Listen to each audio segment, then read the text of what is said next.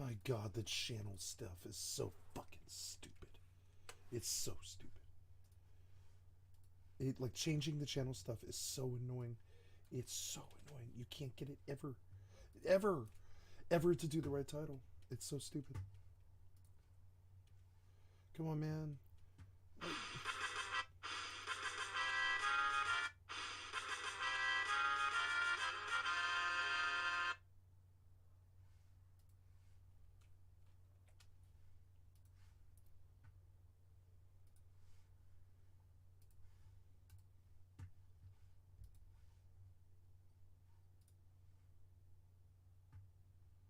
Very good.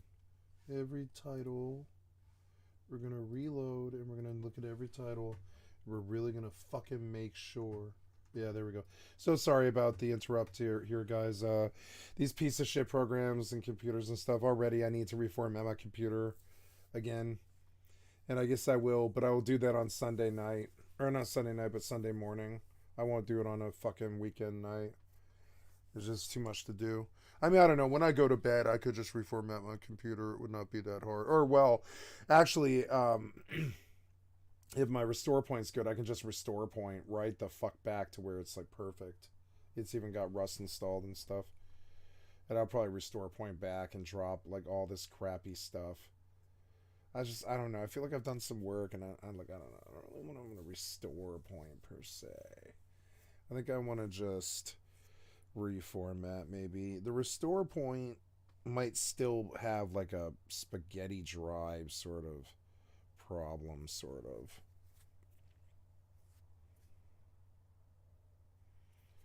And but the reformat is always good. And I think I'll probably just go the reformat route. It was not that bad last time. It took me like an hour or two to get up. I'm getting better at it. I know what all my settings are on fucking everything, you know? Fucking everything. Because it's like, you have to reformat and get ready so many times. It's like so annoying. I don't like going down like this in the middle of a primetime night. But my computer, it's like I installed and reinstalled a bunch of different games. And now I'm understanding that that just fragments the drive in a way where you can't, even though it says it's refragmenting and everything, it's not. You have to like reformat to get your original performance that you wanted. And that's a whole part of that I really don't like. But I mean, boy, it runs like smooth as silk, you know, for a few days, like a week, 10 days, maybe if you're like 20. I think it's been about, like, I don't know, 9 days, I think, something like that. So it's like right about there. It's right about where it started to get kind of slower. Like this load. I feel like this load is a lot fucking slower than it was like a week ago. Oh, I don't know. There, it just chugged right through it right there, though. I don't know. Never mind. It just chugged right through it there, no problem. Never mind. We got a fast load right now, like a really fast load. Sweet. Okay, never mind. No, never. I would stand corrected. Yeah, I was in fucking fast. Nice. Yeah, I don't want these fucking frame rate loss like chug all the time. You know, it's just not too good. It's not great for the performance. You know.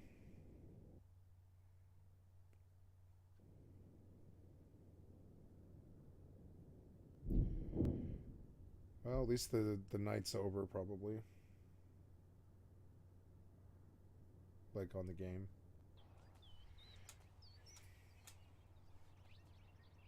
Good, good.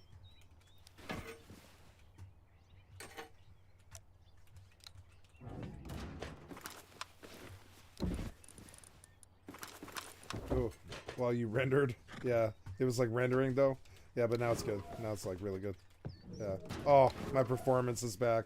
Thank God. Fucking computer was like fucking chugging. Now where'd you go, pig? I don't want this gun on me. I just told you to dump it in a box, but you fucking dropped frames while I was doing that. Like that. Oh no, I've got to reformat the computer. It's something's chuggy. I've got something maybe. I don't know, some kind of malware or something. Because it is fucking chugging. Yep, oh, there's something that's kind of bad. So what happened there? Kill the G-Hub. Quit. Oh, I need to check my sound levels. Yeah. Gonna check the sound levels since I restarted my computer and make sure. We're gonna come into the kick and we're gonna make sure that it's not malfunctioning. Yeah. Cancel it. Check. Check. Hey, kick is working right. Very good. Oh, jeez, yeah, my G hub is off. Sorry, I gotta turn it back on here.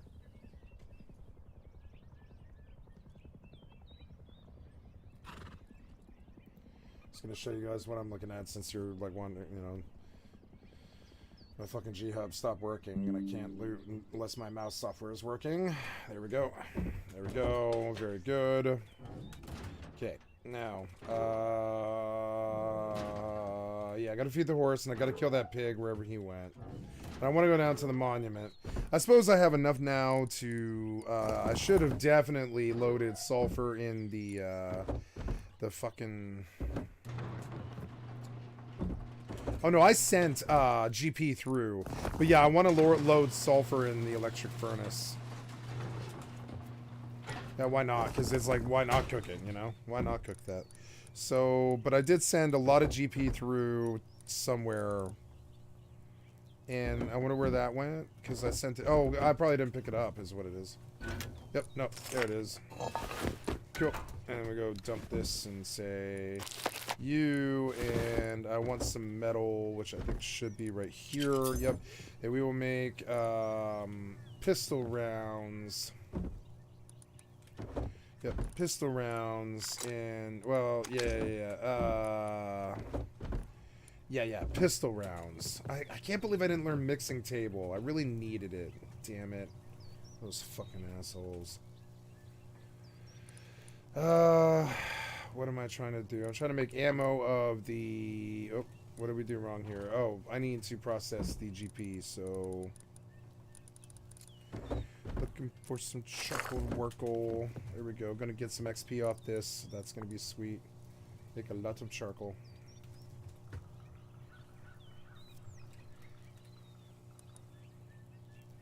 Look at it refund and just give me free sulfur and shit. Free GP.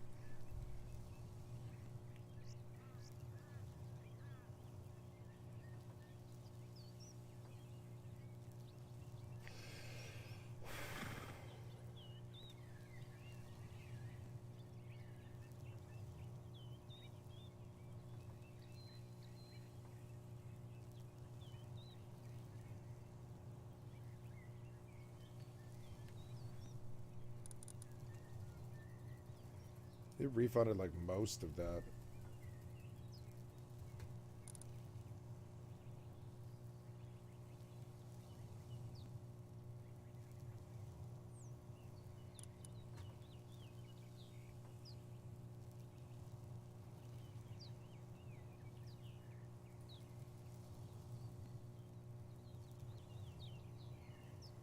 Oh, I have a... Oh, I have 12 gauge slugs now. I forgot about this. So yeah, actually, I do need to make like a lot of those. Yeah, sweet. Oh yeah, sweet. Yeah. Now the DB is a much better tool. Forgot about this, and I can even carry the simples too if I need them. But I don't think so. I think I'm just gonna carry slugs in the DB. Yep. Put that away for now. I have them for the traps if I need them. Yep, and yeah, we make a fuck ton of bolts. Yeah, it's good. I guess that covers all ranges in a way, and I suppose it is good. So we will run this kit because it's like a good kit and it's cheap and it's replaceable. And if I lose them, I won't cry, and you know, etc. I can even run suppressor on the revolver, but I can't run it on DB, so I'm not gonna run it on revolver because I don't think anybody cares that I'm killing shit anyways. You know, honestly. Good. 2 stacks of slugs. There's all of our veritable stuff. I need fuel, which means cloth. Cloth here somewhere, I think. Yeah, there should be like cloth here somewhere, but I don't know why it's not here. It should be here. Cloth. There's some cloth. Looking for, yep, low-grade fuel. Oops.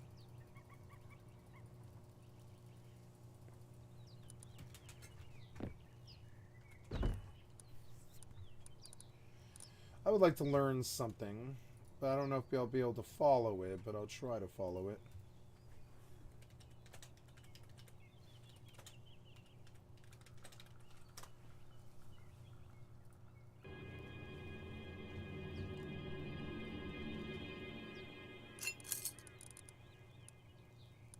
Hello guys, today I'm going to be showing you how to use the computer station / CCTV cameras. So today's items you will need: computer station, small, you could use a small, medium or large battery, splitter, you could use 1 to 3 for the beginning, like just a beginner base for CCTV cameras, and a solar panel. And to make the computer station, RF broadcaster, RF receiver, 5 high quality metal. So what we'll do, we'll start off with placing the battery and the splitter, and the outage goes to the top, so for the mess. And then what we'll do,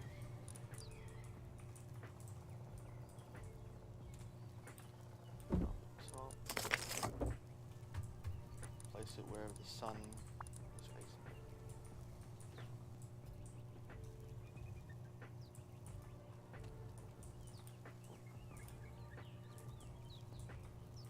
Sorry, this is going to be a mess. So there we go. Now, cameras. So, let's just say someone's door camping you and you want to have a camera there. You place it up high. So you use the hammer to set the direction of where you want to place the camera. So we'll just have it down here for now. And then set the ID. So you want a unique number. So just like that. But to make it easy for this video, just do 12. There we go. And then what we do,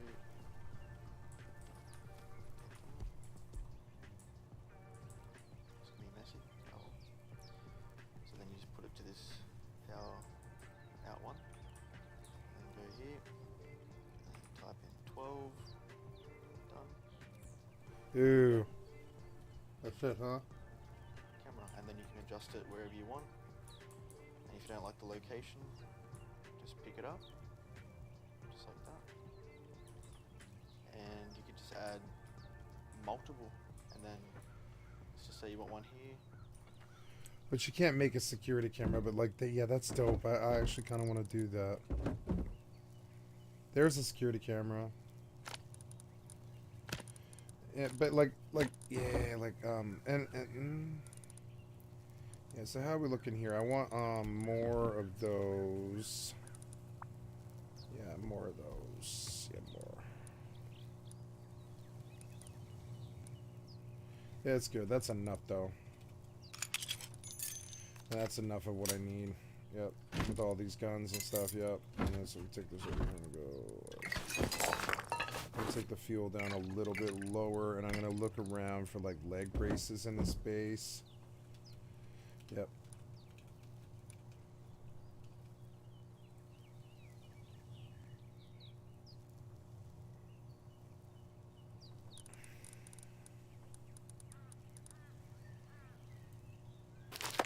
Okay.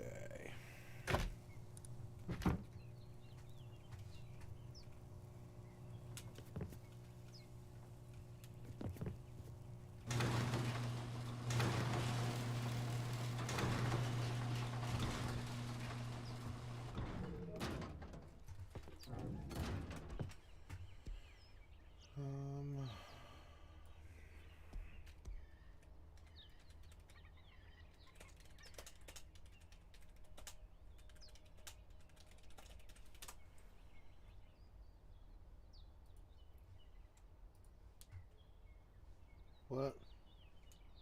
Just sort by view count. What?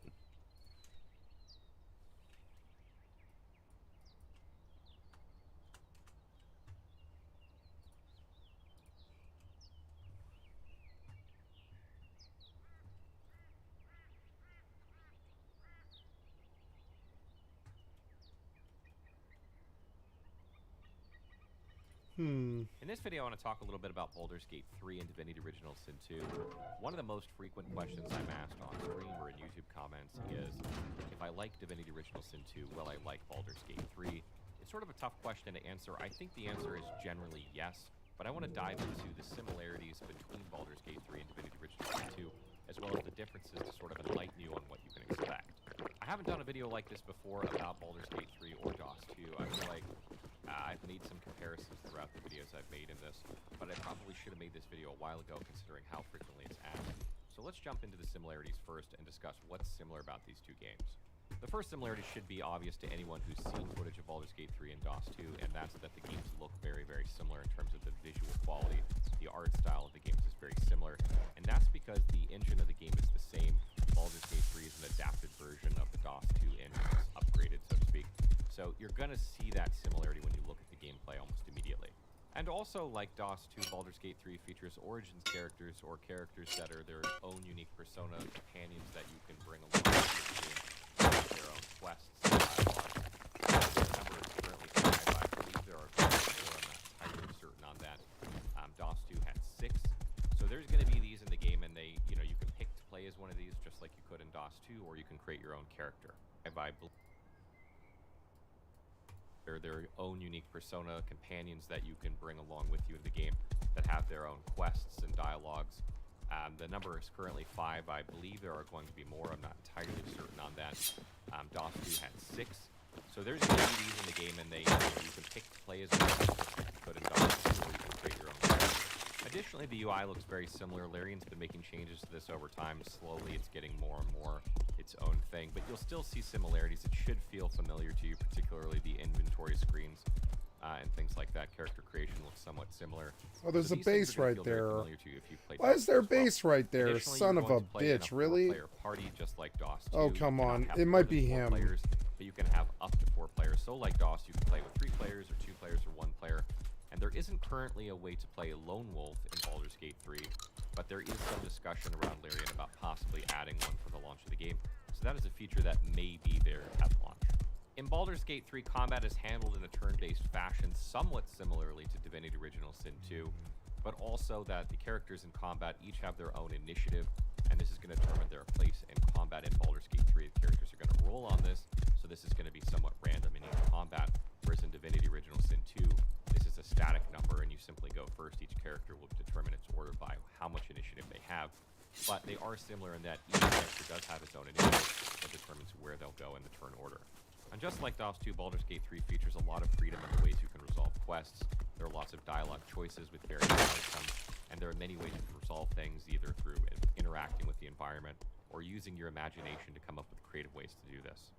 And just like DOS 2, Baldur's Gate 3 features environmental interaction with things like spells and, sort of surfaces. It's been toned down dramatically in Baldur's Gate 3 compared to what you'd see in DOS 2, where you'd see an entire land on fire.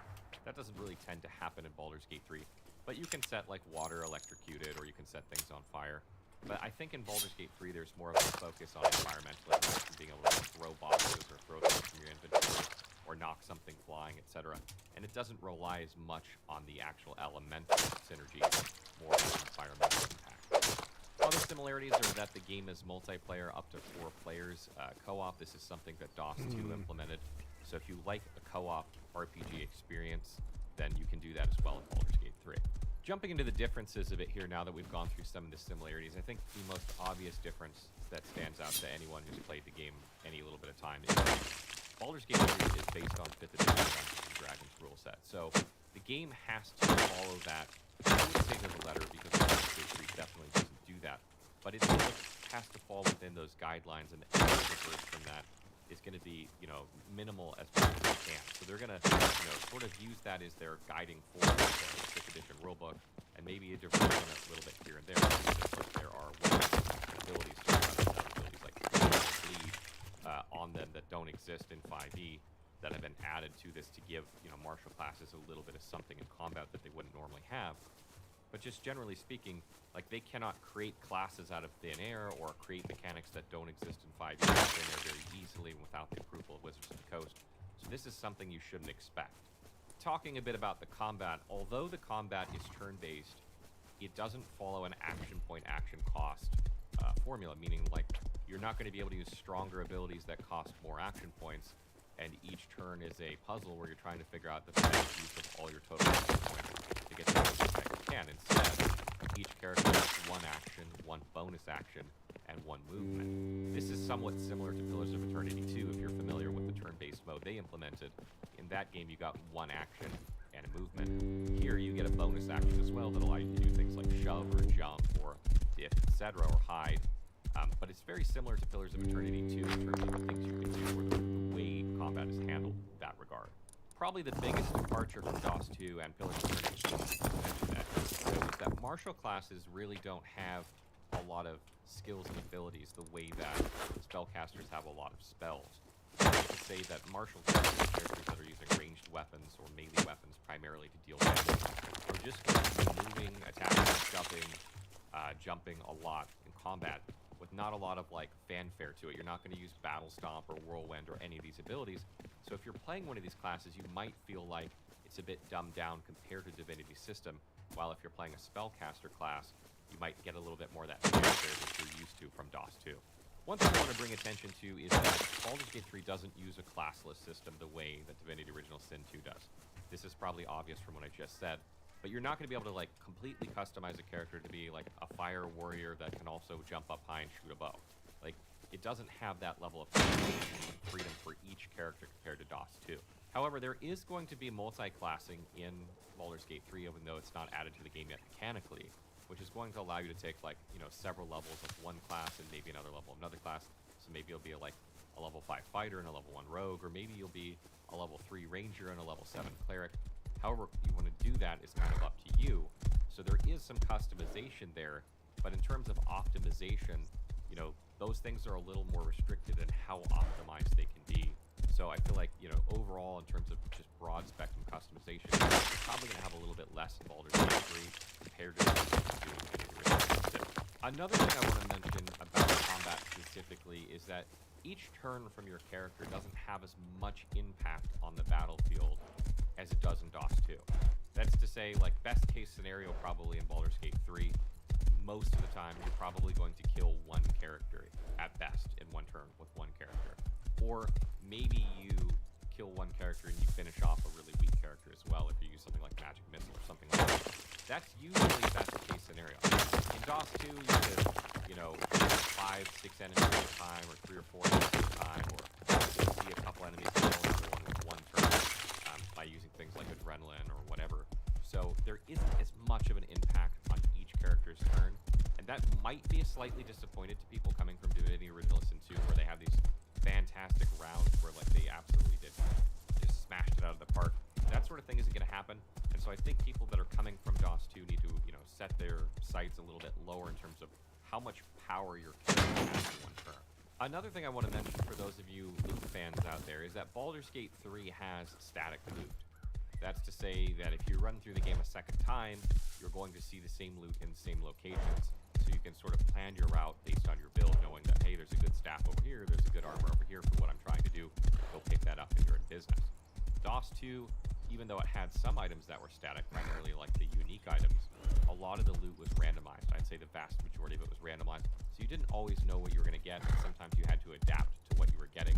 Some people really like that random loot property. Some people prefer the more static. Just to give you an idea, Baldur's Gate 3 has static loot. Another thing that I want to mention in Baldur's Gate 3 is that dialogues take place in the form of cutscenes or small dialogue screens, kind of like you would see in Dragon Age Origins or Dragon Age, for instance. So when you go up to a character, you sort of prompt a little, you know, window that pops up, and you sort of transform into like a, you know, one-on-one conversation where you get to pick dialogue options instead of DOS 2, where it just kind of remains on the overworld map, or, you know, the isometric viewpoint, where you just have your dialogue there. In this case, you know, it's like a full-on proper Mass Effect type experience. So that's pretty much a breakdown of what the differences are between Divinity Original Sin 2 and Baldur's Gate 3. I think it's very probable that you will like Baldur's Gate 3 if you like Divinity Original Sin 2.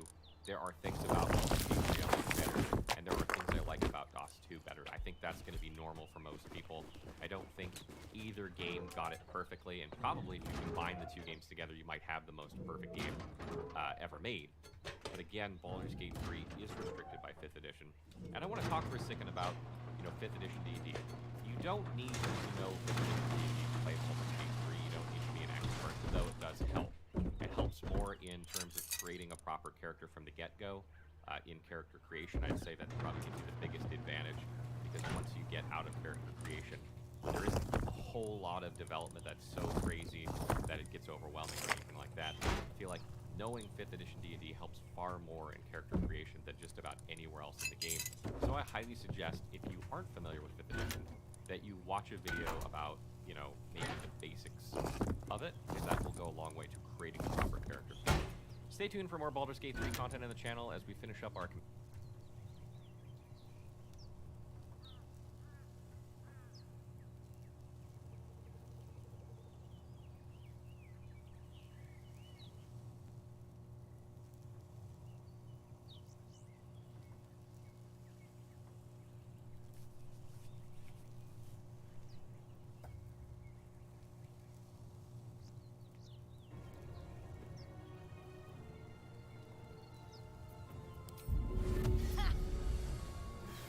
slow down.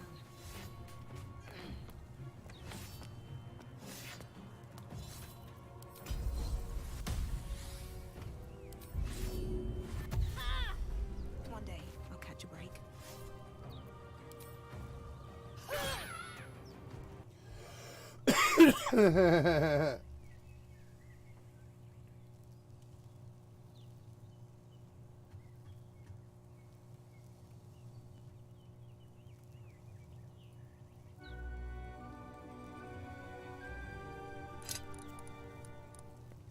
What's going on, everybody? Mortem here, this time bringing you a video about what Larian is doing to change turn-based combat. Now, if you've never watched one of my videos before, I review a lot of games, and with those reviews, I have a bit of a specialty, and that is CRPGs, especially isometric CRPGs. I've played and reviewed a great many of them, and with that comes a wealth of experience when it comes to their combat systems. And while the footage you're most likely to see in this video is primarily going to be from Baldur's Gate 3, what we're talking about today is the broader implications of the systems Larian has been adding into Baldur's Gate 3 and what it's doing for turn-based combat. Because while I do think Baldur's Gate 3 is going to be a great game and I'm excited for it overall, I think probably the most important thing that they're doing is these smaller changes that affect the entire genre, or at least have the potential to. Now, if you're completely unaware and you just know that you like Baldur's Gate and you want to play Baldur's Gate 3 because it's a big game, then we'll start at the beginning.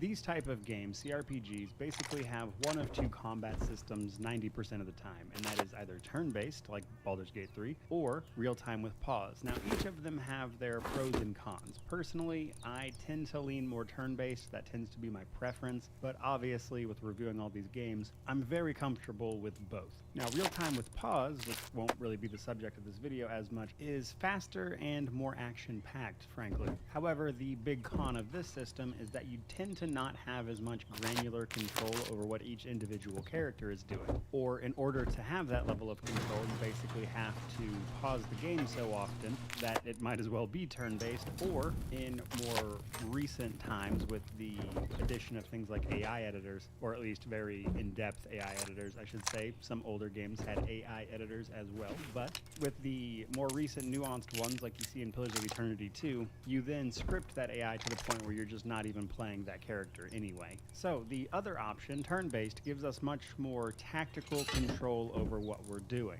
However, the big and loudest complaint you'll hear about turn-based is that it is very slow, which is true, it absolutely is. I've reviewed many of these games, and it is unquestionably quite slow. Now, up to this point, a few attempts have been made here and there to kind of change the flow of this. For instance, there tends to be the team-based approach where your entire team will get to take their turn, and then the enemy team will take their turn. Now, that is the approach I have generally preferred when it comes to trying to speed things up, but I would tell you that when you're fighting a lot of enemies, this is actually also an issue because the enemy turn can unironically take a few minutes sometimes, as each individual character has to take their turn. Another approach to turn-based that attempts to keep you more in the action as well is the system that Divinity Original Sin 2 used, where the enemy team and your team would actually all roll initiative, and then the game would rotate between the enemy team and your team. So you might go, the enemy might go, whoever rolled higher, and then the opposite team would go. So say you went first, you go first, then the enemy with the next highest initiative goes first, and then your next character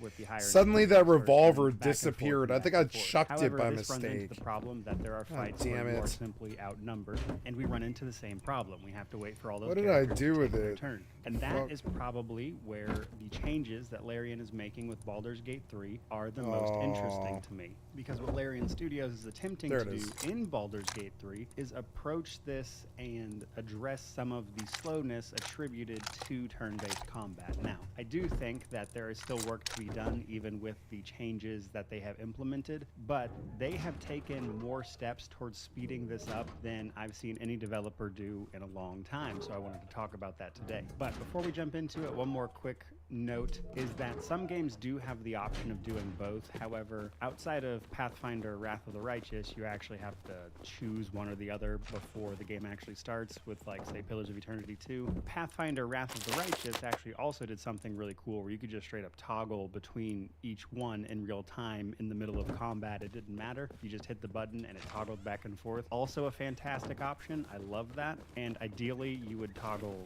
that particular system with what Larian's doing, and I think you would have an amazing experience. But at the end of the day, it's a lot of work tailoring and balancing these fights around one system, let alone two, so I get the general avoidance of trying to do both. But I thought that was worth a mention. Now, let's actually jump into some of the stuff Larian is doing. So for starters, in an interview when Baldur's Gate 3 released into early access, quite a while ago now, to be honest, Sven, the CEO of Larian, talked about some of the things they were doing just to tighten up turn-based on the back end, which ultimately is going to result in very minor changes that hurry things up, such as getting the animations exactly right to when the turn actually shifts. Behind the scenes stuff that you wouldn't actually see that actually just pushes the turns quicker and quicker, so you can shave off like a second here and a second there, which is minor, but it adds up. Oh, thank over you for the course subscriber, of Rerun turns, Trading. and results in Thank you. the game just quickly snapping between turn after turn as quickly as it can. Now, the next thing that they've done to Baldur's Gate 3 is letting characters in the turn order take their turns together. So if your characters go one after the other in the turn order with whoever rolled initiative, then you can actually take the turn of each of those characters in whatever order you please. Now, this does a couple things. One, it lets you just move all of these guys very quickly, and it all kind of counts as one turn, if you will. So you don't, again, have to wait for that cycle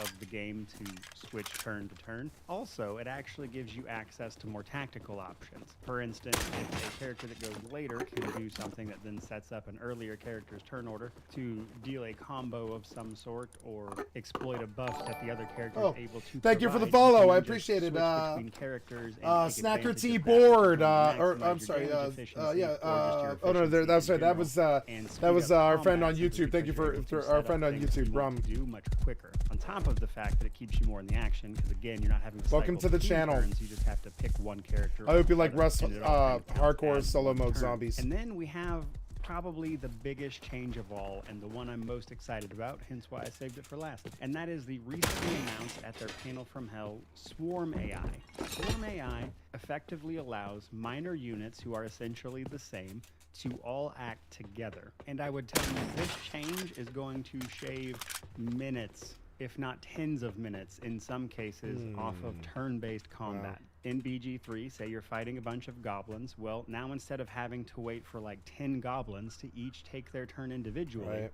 they can all take their turn at exactly the same time. Now, this AI is only going to be present in some fights, obviously, where we have a lot of the same type of small enemy, so it's not necessarily applicable to every situation. But in turn-based, especially in fights where you are overwhelmed by minor enemies, you will no longer have to wait for them each to take their turn one after the other very slowly. slowly, which sounds like a small thing, but I assure you for this type of game, that is a huge improvement to have all of those characters taking their turns at the same time. As off the top of my head, I could point to a dozen fights across a dozen I lost games my where audio. that is an issue. The I defense lost my of audio. the tavern Wow. in the first act of Pathfinder Wrath of the Righteous, for instance, comes to mind, which is a fight that unironically takes hours in turn-based, or at least it can, largely due to the sheer amount of enemies that have to take their turn. So all of that said, guys, while it might not be the most exciting topic in the world, I am, on a personal level, as someone who loves this genre and is a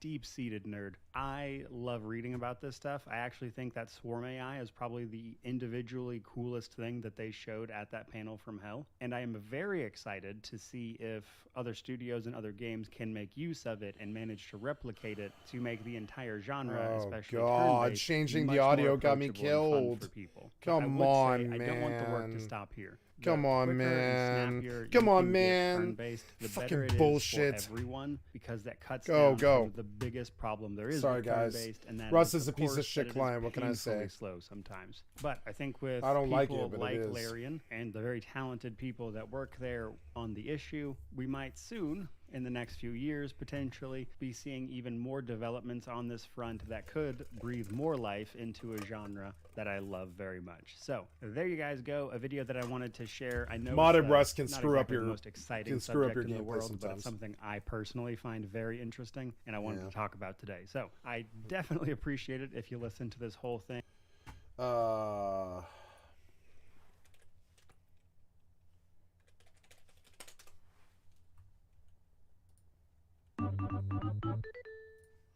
Not too Thank you, Game Design Foundry. I've liked the sub to your channel, and I'm watching your video. long ago on the channel, we covered a topic that is extremely polarizing. Jesus Christ, did you among crash players and again? designers. The age-old debate of Fucking turn-based Rust! versus real-time Okay, there we go. combat in role-playing games. We discussed how turn-based combat put an emphasis on thinking ahead of time Good. to find the best choice and executing on it. Well, real Hopefully I can get in before the zombie bites. God God damn it. The design opinion was reached that both systems of RPG combat had a home in the industry, with a variety of applications, and each with a unique player base, allowing them to flourish. But I was very careful to mention that our little adventure into RPGs and how they deal with time and combat was not over. There were in Yeah. fact more than two options. One that didn't fall into either of these groups, but borrowed from them heavily in an attempt to win over players Bullet from time. both.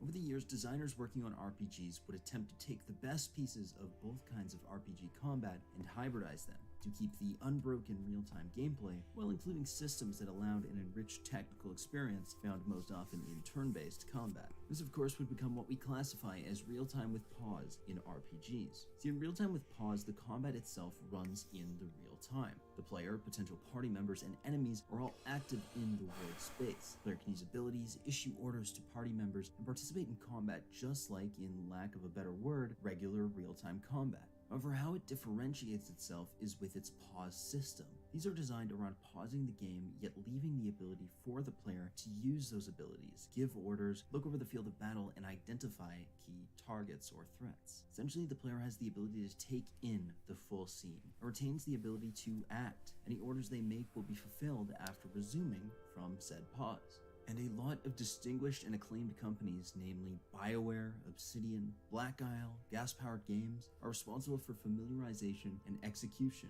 of the system. When a player thinks of real-time with pause, their mind is drawn to Baldur's Gate, Icewind Dale, Dragon Age, Pillars of Eternity, Dungeon Siege, all fondly remembered games backed by this hybrid Dungeon combat Siege 2 system. was Now, the good. goal for this system is more easily understood the more you look at the complex games that benefit from it. Most of these titles are vast party-based experiences, most often designed around a single-player experience. And the most important aspects of these games are encounters and difficulty, which are often the focal points of real-time with pause design, and thus they are designed in a way to make it much more difficult to overcome without using the tactical elements mixed with the real-time elements. Once the difficulty encourages use of both systems, that is where it truly shines. It affords designers the abilities to make complex encounters and allows the players to stay on top of things, no matter how complex they may be in the situation. You can issue complex orders to multiple characters without relying on lightning-fast reaction speeds like in a real-time game. You're attempting to give players the best of both worlds, the ability to use real-time to overpower encounters you are guaranteed to win, while also presenting a system that allows you to slow down, take your time, and strategize when you need to.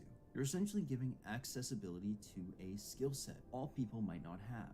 Not everybody possesses the physical capability My God, or this skill load of a time. top-tier I hate RTS it. player. And not every player wants to slow down enough to do each move individually in a party-based fight. That is why it is a truly successful aspect of the real-time with pause system. Another thing this allows for, unlike a turn-based game where oftentimes actions carry out individually, a real-time with pause system allows you to queue up multiple orders or multiple strategies and then unpause and see them all play out in real-time simultaneously, which can make for some really pleasing, almost cinematic in a way, combat encounters. Coordination in chaos is how I describe it. Pillars of Eternity has this great battle sequence that breaks out, in which things get completely crazy, and seeing the battle play out almost like a movie between pauses really made me feel like I had this immense impact over the way it played out that I don't necessarily get when I'm doing each party member individually.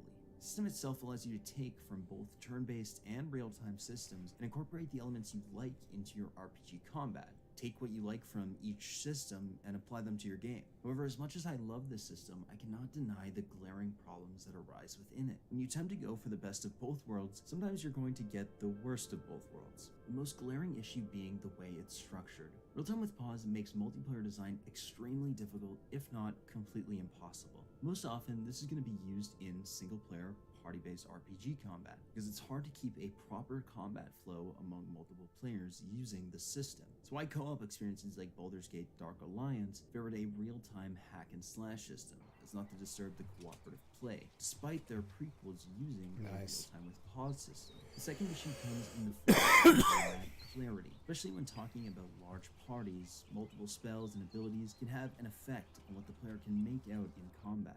Josh Sawyer from Obsidian Studios gave an amazing post-mortem talk on Pillars of Eternity. Now, despite the massive quality of life improvements helped, players still found that combat was difficult to follow. Multiple active companions and enemies with spells and abilities being sprung up makes for some cluttered battlefields. He goes into great detail about how they tried to address this and still ran into some difficulties just building the system. But finally, the issue you'll hear most commonly when talking about real-time with pause is that players do not want to make use of one side of the coin. They will play a game designed around a hybrid system to play it in only real-time or only pause. This really does put limitations on the player unless it was calculated into the design. Players will have to attempt to run through on the easiest difficulties or avoid certain missions or encounters entirely because they choose to ignore the pause system. Preferences exist, and when you offer two options, even if you designed it around both, they might choose one anyways. It's a classic case of attempting to reach across the aisle and impress players who like turn-based and might end up just pushing them both away. As game designers, we want our combat to be engaging. We want players to enjoy themselves and be challenged by our encounters. And whether we're using turn-based, real-time, or real-time with pause, there are going to be challenges to overcome in the design stages. There's no doubt that each of these systems has a home, and I know that personally, seeing real-time with pause in a Steam game description is only going to ever draw me in further into looking at an RPG's combat. Real-time with pause is a valid RPG combat system, and it's certainly one to look into. I hope you guys enjoyed this week's game design talk on real-time with pause combat in RPGs. If you haven't already, why not hit that subscribe button? We have new game design talk videos coming out all the time. A huge shout out to our game design patrons over on Patreon. It's with their help that we get to keep making videos like these. Until next time, this is Tris. Keep designing, never lose your passion. I will see you guys in the next game design talk video. Bye, guys.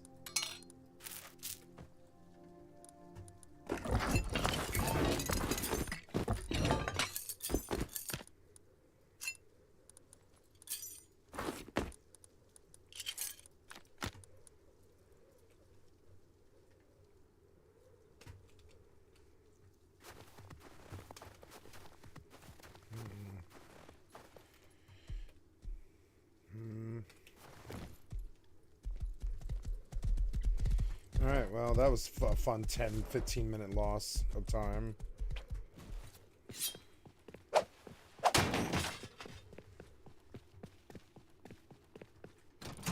Okay.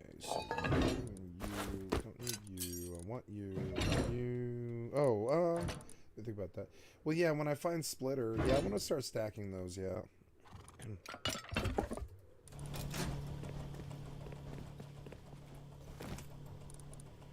I'll just like start stacking all that stuff, yeah.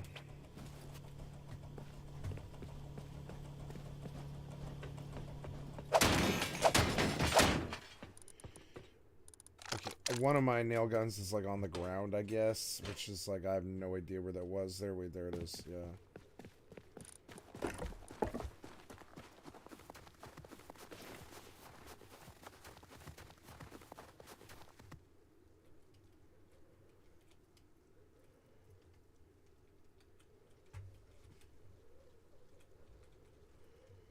What is that? A torch or something?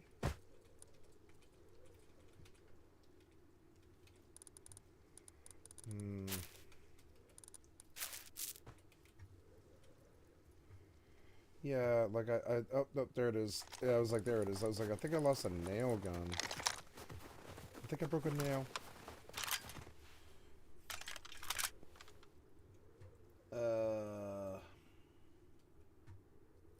Here we go. Combat in Baldur's Gate 3 is very different to the Divinity Original Sin series, as it follows the Dungeons & Dragons 5e principles as closely as it can. Today's video, we're going to break down the combat system, whether you're new to Dungeons & Dragons or you have been playing it for years and just trying to learn a bit more about the Baldur's Gate 3 version of this combat system, then this is the video for you. Nice, free revolver. This video is sponsored by my Twitch channel. We are currently streaming Baldur's Gate 3 a couple of times a week, playing in co-op and just seeing what we can kind of do in this interesting game mode. If you have any questions about this video or any of my other videos, do jump over there and let's have a chat about it. Firstly, Baldur's Gate 3 is a turn-based combat. Tools are gone, I guess. My tools went bye-bye. God damn it. I mean, that sucks. Like, I mean, I guess I can just make an axe, but it's like, fuck, man, that axe and that sword were not cheap.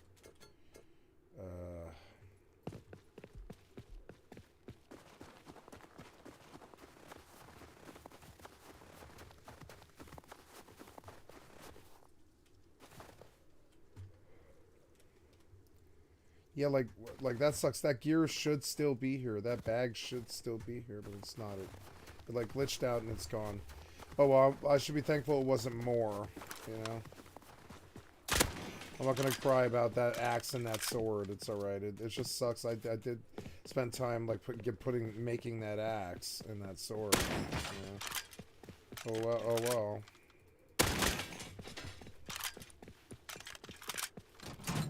Oops.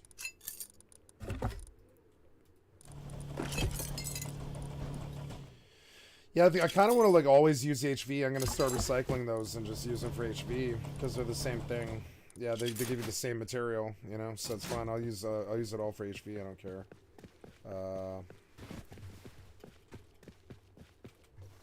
Actually, it's kind of cool. Yeah, I don't mind it.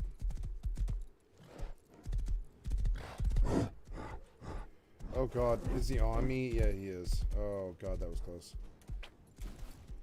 What was that? Oh. What? You're scaring me. You're like, I feel like you're right on top of me, but you're not. You're inside of it or something. It's scary to me. Whatever. Maybe it's a scarecrow. Yeah, it probably is the scarecrow. It's probably the scarecrow.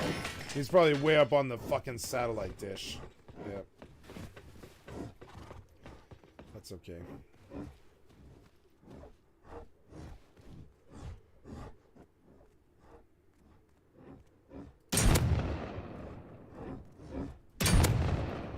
Oh yeah. Let's hit the horse over there. Oh shit. Oh. What?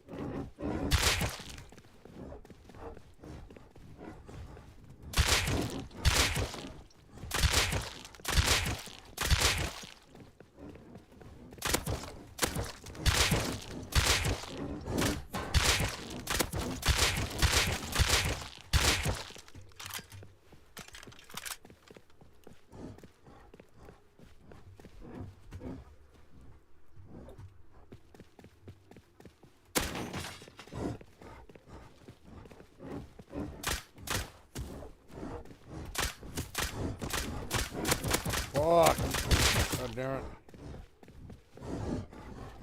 Oh.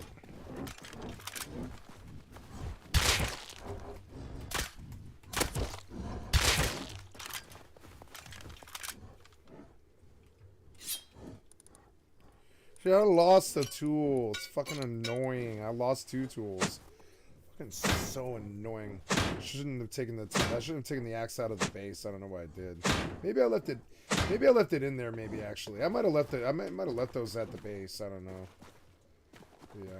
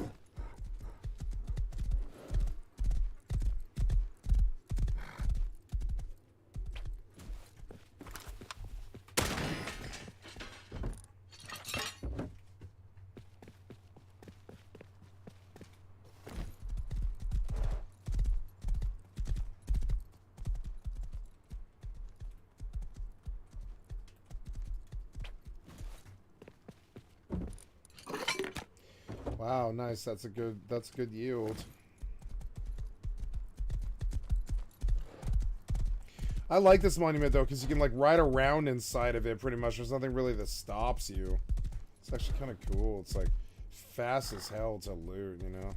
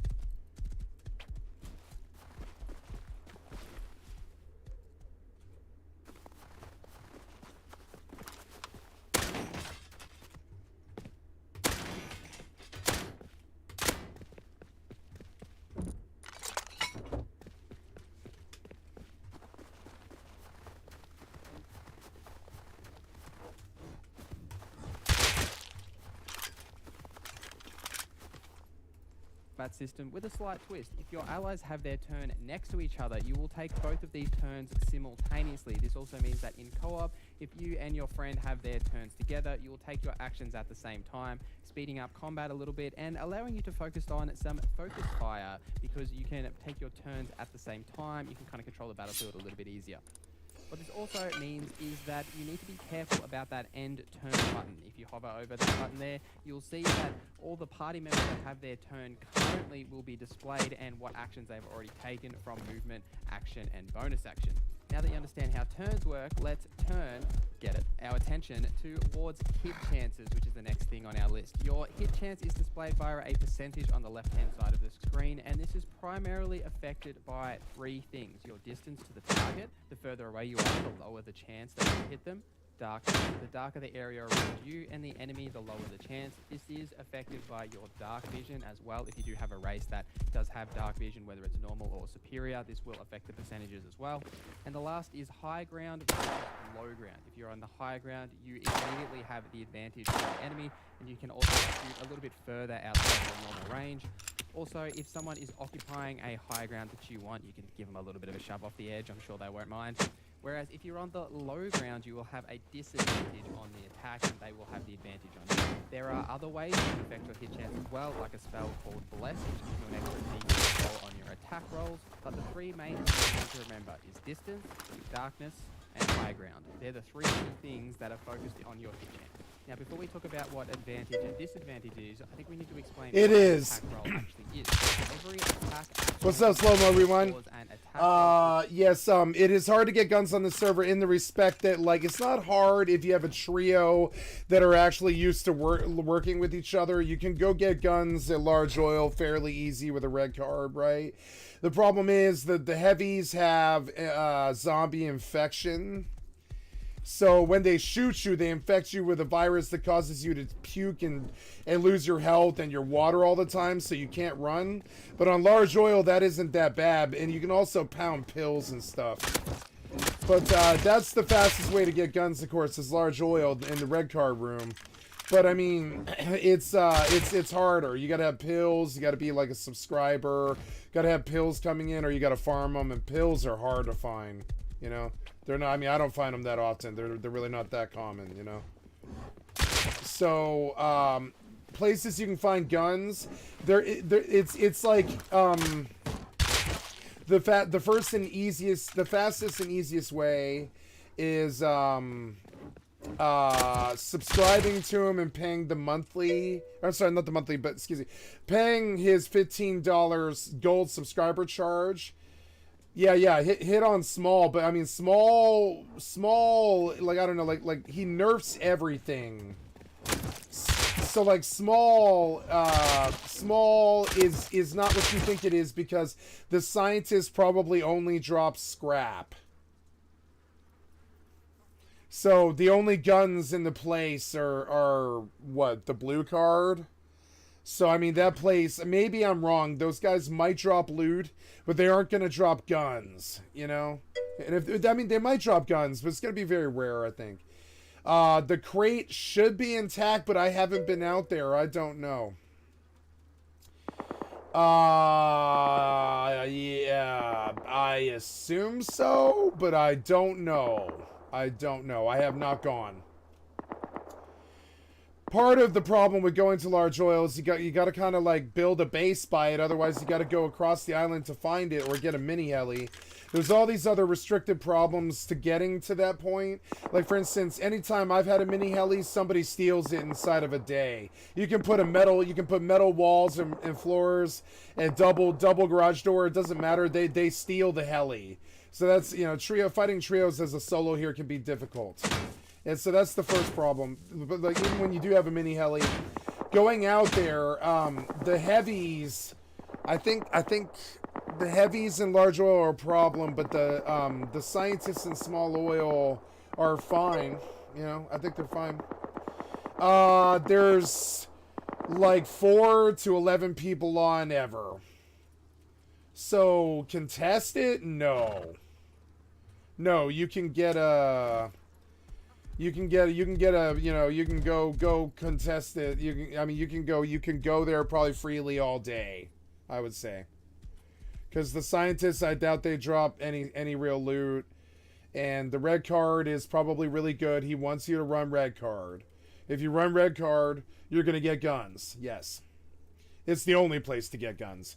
No, I'm sorry, it's not the only place. So then there's the airdrop. About every 1 in 5 airdrops is like a maybe a revolver or a double barrel, or maybe if you're lucky, like a pump shotgun, right? Bad T1 to bad T2 guns. I've never seen a SAR on this server ever. You do see the vendors sell AKs and Tommies and stuff for between 900 and like 1500 scrap, sort of random on the gun. So the vendors are definitely like the best way to get guns. You can walk up to a vendor and dump, you know, like 1,000 to the, you know, to 1,500 scrap on a vendor, and you can buy a gun that way. That's the most reliable way. And so you could spend your time running large oil for red card. I would say all you would really need to do that for is like maybe two or three times just to get your sets, and then you kill zombies. Because it's not like this competitive like Rust server yet. People will raid, but it's sort of like this afterthought compared to the zombies. And also, if you don't have any points in the chart, this game, I don't know if you realize, but I make it look easy, like it looks like this is like this all the time, right? Like if I go hit a node right now, right? Look how easy it is. Like everywhere I hit it, it's still the shiny and all that, or I can instant pop the node, right? But that takes some levels, you know, just like any RPG system in modded Rust, and that takes time on this server. So when you come into the server, you think, oh, I can go run large oil. Well, you're gonna have to do that with like revolver and double barrel, you know. And I'm not saying you can't do that, but just be aware you're going to have to do that with, I mean, otherwise you got to go, the time that you would spend running large oil, you're going to be landlocked, right? So in order to get the guns to do the you know, to do the large oil, you'll have to get the guns in the land somewhere. And that means looting a lot of crates, like a lot of airdrops, a lot of crates, a lot of milk crates, right? Yeah. So like if you're used to running compound, I don't know who you are or what your skill level is, but if you're good enough to run compound, I'm good enough to run compound and large oil. I've done it many times in my life. Oh yeah. So and the nice part about it is this is like the one server where you probably won't ever see a counter. Counters probably won't happen. These guys, they might be watching the cameras. There is a trio here who's serious. But I mean, the likelihood of them countering you, I would say, is probably 0. Nobody wastes their time doing that sort of stuff on this server. Because why? Most of the time you would usually spend it farming, killing zombies, and building. You know? Because it's like, yeah, like that stuff, you can do it, but I mean, it doesn't pay well. Like, it's not the normal large oil loot. You're going to see like 100 scrap, you know, a gun maybe, hopefully, but sometimes it'll be like an 8x, you know, and the crates are nerfed, everything's nerfed. But yes, large oil red card is absolutely like the fastest way. The other way to do it is the Chinook drops like, I don't know, 4 or 5 crates a day or something like that on right now it's water treatment. That's what I've been farming, and I've come across I've popped, I don't know, like 10 crates, and I've gotten only the best weapons I got was like a pump shotgun. I popped 10-15 minute crates with a laptop, right? And of those 10 crates, I got like a pump shotgun, 2 pump shotguns, 2 pythons. So like the crates on the land are only T2, I think. And I've seen an 8x, and I've seen satchel, right? No, it's different. You have to have laptop. Gotta have a laptop, and that means farming a lot of milk crates. So just keep in mind, like, the admin Rick, he's looking to dissuade people from coming on and acting like shitheads and all that. So everything's tuned down. The amount of growth. It is not a 10. It's not a 2x or a 4 or a 5. Like it can be a 10x server like this, where I can pop a node in one hit and even get a second node to pop afterwards, or a third node or a fourth node, and get like 3,000 metal ore in one hit. See, I got 1,300 off that ore. See it? 1,300, right? But so it's like 10x in that respect, but you have to spend 2 months reaching that. So the time that you might be surprised, because the zombies will prevent you. My suggestion to you, if you want to go the fast route, right, there's some things in the chart that you might not be aware of. Like, so here in the rate, like in the, not the rating chart, but in the scavenging chart, there is a skill, in the, I want to say it's like the buildcraft, I think, somewhere here. There is one here in the buildcraft skill tree, right? So my suggestion to you, and you'll understand the server better, it's actually an MMORPG server. It's not your average Rust server. Almost nobody engages in the average Rust things here because it's such a waste of time. In order to even get there, you have to put points in the chart, or the growth is so slow that like, you know. But there's no, like you said, it's easy enough to get fuel off the animals. There's no problem with that. Get a rowboat from the scrap that you get from running the road. Take it out there with a crossbow and spend all of your points down the middle of this chart to get 5% chance of level of receiving your building materials back, 5% chance per level of receiving your components back when crafting, 5% chance to level to smelt ore when a log is burned, because that'll help you get started on a base really fast in terms of what amount of effort you put into it, right? And then you buy to access granted. This skill will allow you to use any color swipe card in any reader to access it. Go grab the green card from fucking, you know, from gas station. Take the rowboat out there with, hopefully by then you're gonna have, like, hopefully if you're lucky you'll have a Revy and a shotgun, but you're not gonna have the bullets. So I mean, like, you know, unless you farm and spend time on a base, which will take you time. So all that. Everything from killing the zombies is the best way. 100 XP is pure. It's the best thing you can get. 100 XP pure for the zombie. See it? So get used to nail gun fights for a while, because it's the cheapest way to produce that nice 100 XP roll. And at first it's only like 3,000 XP for a level, but for me it's 33,947. So that is 339 zombies to get a level, right? And it's fucking slow. I mean, like, to get spawns, you got to go to, like, monuments and stuff like that. But, yeah. So that's the fastest way. But everything else from here, I have cloth, making bandages, to making bullets, to killing things, to skinning things. Every blow of a skinning an animal gives you 10 to 30 XP. If you're rested, it's blue, and it's, like, triple the XP. But the rested is, like, you have to sleep for 8 hours, I think. Something like that. And that'll help. It's exactly like World of Warcraft in that respect, right? So then everything else gives you XP. Like, I'm out here hunting for nodes and stuff. Best monument on mainland is a cross between water treatment and the best one on land is Train Yard. If Train Yard is at the center by Outpost, which it was last wipe, it was fucking amazing. I was pulling guns out of there all day, because Train Yard's great. It's got like 13 fucking milk rates. It's got all these scientists that dropped ammo and meds that you actually really need, that you can't afford to make it the first couple of days of the wipe and stuff, because you just, you know, all the time it takes to do everything. It's hardcore. It's not easy, right? Missile say everything's on this server, everything.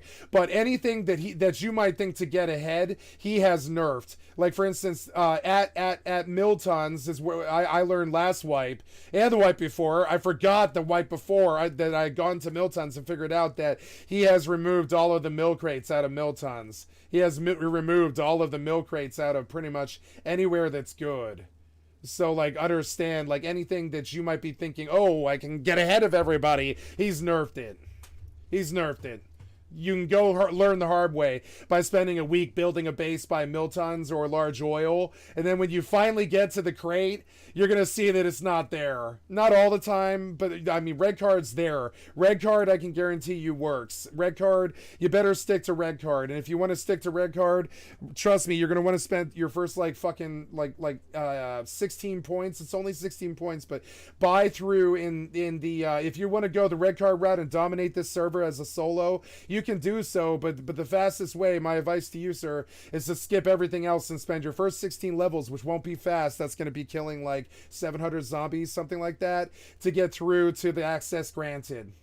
And I mean it's written into the chart. If you want to skip it, if you want to skip it all and go to large oil and be big king shit on the server, that's what the trio did. That's what they do every wipe. So we all know what the route is, and if that's what it is, if you want it, it's access granted. You know what I'm saying? I mean, it's there for you. If you want to play the server like that, you can. But also be aware, you cannot team on this server if he even sniffs it. He'll check you. He'll check you repeatedly. He does it every day. He checks me every day. And if you run more than a trio on this server, you are banned, permaban forever. And it's his biggest tick. So understand, the admin has a tick about big boys coming in trying to take the server. You know what I'm saying? You could do it if you got a good pure trio and he never sees you ever work with anybody else and he checks. So be aware, if you think you're going to bring your king shit clan in here, be aware it doesn't work like that. You better have like a pure power trio. If you want to be king shit on this server, if you want to control and be on top, bring a power trio. It's the only way to do it. It's so slow. Keep in mind, the best way to describe what I'm talking about is when you start the server, it is like 0.2x in terms of its farming. So even to get a compound bow, or I mean, you're gonna have to work crossy because you're not gonna get a compound bow unless you're really fucking lucky. Like finding a compound bow it's taken me before 3 days. It's entirely RNG. So understand, the server is like DayZ. It's not normal Rust in any way or fucking form. The system itself will prevent you. If you don't, for instance, like the amount of time you can waste running from zombies is so mentally stupid that you can absolutely spend all day, and I've watched players do it, they'll spend all day trying to get the zombies off them and terrified out of their guts. But the real man's response is get a couple of nail guns and get used to shooting them in the head early and get used to having a constant flow of metal coming in if you want to live on the land. Otherwise, if you want to be king shit on the server solo, you can do so, but access granted is the path, and you must go through access granted. That means at least farming for a couple of days on the mainland, and that's how you should think of this. It's like Scum or something like that. It's not like normal Rust. It's very slow. It's gonna slow you down in a way where you're like, why would I even bother doing this? And if you get lost, that's an hour. If you can't find your base, that's an hour. If you, for instance, just now I have my sound kick out because it's a modded server. So when I went to try to change my sound from stereo to 7.1, it crashed the client. When I got back in, I was dead because the zombies swarm your corpse the minute you sleep. So don't ever sleep outside. And that you might think, oh, I can abuse just being a nomad and I can go to bed somewhere outside or something. Nah, the zombies are gonna spawn on you. The minute that you die, you might think, oh, I've got a kit stashed, right? And I've got a kit stash. You strike me as a good Rust player, right? Stashes are great, except the problem is it spawns a goddamn what are they called? Scarecrow. Spawns a scarecrow. Deaths spawn a scarecrow, and a scarecrow will follow you across the land. It won't ever let you go. Understand. So don't waste a lot of your time being a victim to the zombies. Learn how to do that first is my recommendation before you bother becoming king shit. Because trust me, it is day 6 on this server, and I haven't heard a bomb go off. And I play 14 hours a day, not every day, but I play like 10 hours a day. Now I'm going to respond to the things you asked me, and I'm just like finishing my little spiel here. Just trying to help you. I want to help people like dominate the server and stuff. It's not as easy as you might think. It is not classic Rust at all. Classic Rust is so easy compared to this, you know what I'm saying? So be aware. And you said, I'm sorry, I meant to open my chat here and I fucked up. There we go. I missed what you said. What did you say? I gotta go back to the chat. You asked, is missile silo on the server? It absolutely is. But it's nerfed, you know? It's nerfed. The scientists don't drop good stuff. They have more damage. They don't like the only good loot is mill crates. So my advice to you is if you want to get ahead and you want all the BPs, and also a big part of this is there's no tech tree. So you have to learn everything. If you want compound bow, you got to go learn it, and that means finding it, you know. I can help you with BPs if you'd like, sir. I have everything you might need. Got all the electric. You know, I got. You can't make guns on this server in anywhere form. So researching guns is kind of stupid. The only thing that does is allows you to repair them. That's it. So, you know, the first gun, you might think, oh, cool, I got a DB, or even maybe you cracked the RNG, which I haven't in 7 months, and pulled a SAR. I have not seen a SAR in 6 months. And you'll begin to understand it's like, if you want guns, you better go to the red card, because it's the only place. It's like the only place. When you get out there, you're going to be disappointed. You know, it's going to be nerfy loot. Like, he's going to give you 8Xs. He's going to give you probably spaz. You're going to see spaz and 8X out there, I guarantee it. Because he's nerfed the shit out of everything. Just being honest with you, brother. I'm not trying to discourage you or say you can't do it. I'm trying to give you a really honest appraisal of what you're going to see, which is probably going to piss you off. When you get out to that crate, it's going to piss you off. When you do the amount of work you get out there. Like, I'm dead serious. Well, like, now for you, it might be easy, and I'm not. For me, it's easy. If I put my mind to going to large oil, I could do that in 45 minutes, just like you can. Not hard, right? But I'm saying, once you get out there, you're not going to be happy with what you see in that crate. You're not going to be happy. I'm going to warn you right now. He's nerfed it. It's like all the ways that you would normally use to dominate a server. They've been nerfed or driven into this slow progression farm bot grind that just prohibits you from raiding and stuff like that. So, like, for instance, if you want to raid on this server, my suggestion there is to spend a lot of points, which means farming a lot of zombies. Like, I'm talking days and days and days of zombies, right? And there's cool things in the chart for that. Like, for instance, like double crafting. Like, for instance, like I have, this skill gives you 5%, I'm sorry, if you look in the build craft, right? This skill gives you 5% chance per level of receiving your building materials back. That's like you get refunded. And then there's another 5% chance, so that's 25 times 5 is 25% here and 25% here. When I make explosive bullets, 50% of the time it is refunded to me. So when I go to make a stack of, you know, explosive bullets, I get another 64 rounds. Because I have a 50% chance to get double explosive rounds. That's another king shit way to take over the server. And, you know, I'll ask you, Scout's honor. It's Rust. You can do as you please. But, you know, if you're coming to attack me, please don't use my own tips against me. But I'll at least try and empower you if you're gonna do that and stuff. But, you know, if I'm gonna empower you, don't raid me. Is my request from you. There's many other bases besides mine on this server. My request to you is if I help you with the server, please try to not raid my bases. You know what I'm saying? But if you want to, it's Rust. I'm not gonna say you can't. It's your fucking business. I'm just trying to tell you what to do. You know what I'm saying?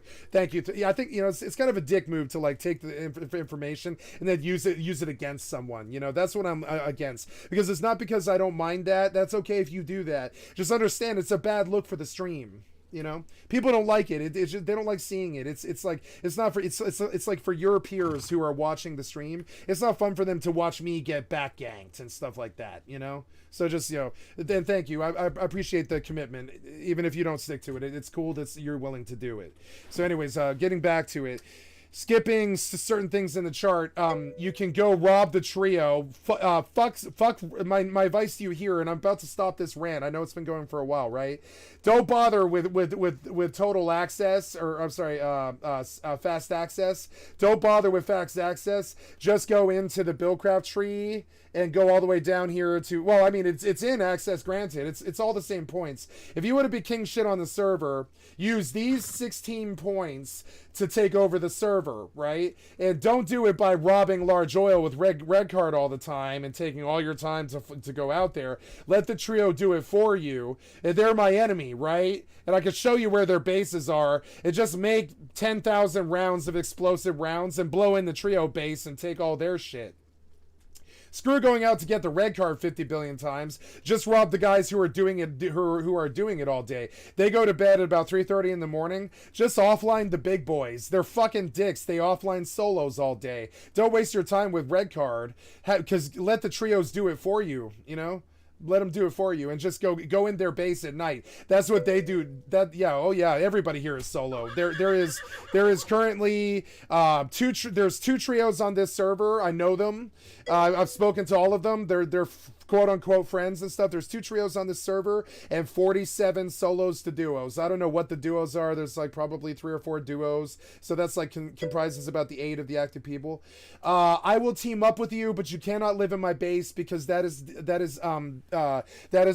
obstructive to the stream. But I will team up with you and agree not to rage you and or ever shoot you or ever backstab you.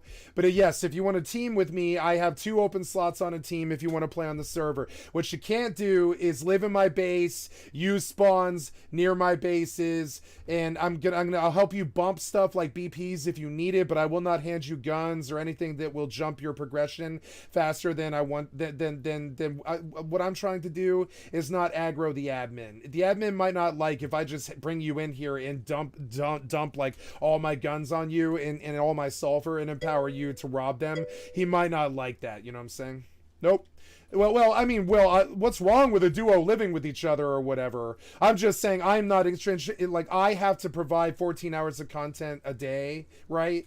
And that is not conductive to you living in my base or me living in your base or any of that other stuff. As long as you're cool with me not giving a fuck about what you do, as long as it's not hurting me, we can be on the same team, and I'll help you with BPs, and I'll help you like a friend, and I'll treat you like a value member of my community because you are a value member of my community. But what you can't do is I can't ever change what I won't do is ever put code locks on my base. That'll never happen. And I would suggest you do the same. If you put code locks on your base, people will change them. I've had it happen here. If you build here and you look rich here, one of the hackers here will no clip through the wall, and he will stone your TC, and he will steal everything in it, and he'll replace it without ever popping a door. It's happened to me twice now. Now, will he do this again? I don't know. It has been 5 months since he's done that. But, I mean, understand, hackers come through here. It's a very low pop server, so you run risk. If you look rich on this server, you run risk. If you build a vendetta with somebody here might be a hacker. I don't know, because I've definitely had locks on my TC changed. Well, not locks on my TC changed, but what they did was they like I had a stream sniper hacker come in and pop my TC, place another one, and just fill it all back up again. So my base lasted for like 5 days, but I didn't have priv. So, and that's real bad, because at that point, if you're code locked, you can't open the doors anymore, you know. So watch that kind of stuff. If you piss off the wrong people on this server, there's some kind of bad hacker here. So be wary of that. If you enter the raiding game, you might piss off the hacker, and I honestly don't know who it is. So just understand, like, you know, understand that might happen too. You know, that's it, all the normal Rust stuff happens here. So just be aware. It fucking sucks too. They're proud of it. Yesterday, or not yesterday, 2 days ago, I opened my Bandicamp base TC, and I was being raided, and they were like I don't know, 13 doors deep or something like that, right? And as I spawned into my suicide bunker, there was a fucking bag in there with a note that says, "Hey, it's a bad time that these guys are raiding you, and if you want, we'll take their TCs out." So understand, there is a hacker here who is behaving that way. Now, will they do that to you? I don't know. As long as you don't cross them, I imagine probably not. So just understand, don't anger the wrong people on this server by like door camping or roof camping and stuff, because one of these people is like stepping on a bomb. Yeah. Right next to Awesome, there's, yeah, the Awesome, there's like, yeah, Toidles and all that, yeah. The trio lives everywhere. Trio's on the snowy hill by Bandit Camp. They're over on the ocean, further over from Bandit Camp. They've got a huge farm and a huge base with a huge tugboat and a huge trio base there. There's another trio somewhere I can't remember. It's hard to remember all of it. It's hardcore, right? They are over. I saw a really big base somewhere, but I can't remember where it was. It was like I want to say further down the road from Oxums, where you're at right now. The other direction from Bandit Camp, but the other way from Bandit Camp, not towards Bandit Camp, but further away on that road that Oxums is on. There's another trio living down the road. You'll see evidence of them like maybe 5 minutes down that road. You'll see bases. There's a Russian trio living at the gas station by Dome. I have a base there by Dome. I do. Where are you? Are you at Oxums? Yeah, let me come. I'll come to you. Stay at Oxums. I'll meet you at the milk crate at the gas station, okay? Yeah. And maybe we better get Toidles on team if he wants it, because you know, like you guys, you know, like one of the ways you're not in the game right now. Yeah, don't worry about it, Toidles. You're good. Well, we'll get Toidles on team too. And we'll run like a we'll run a non-official trio of solos, if that's okay with you guys. I want to run solo trio. Keylock base on the it's the one with the tower. I own the big tower at Oxums.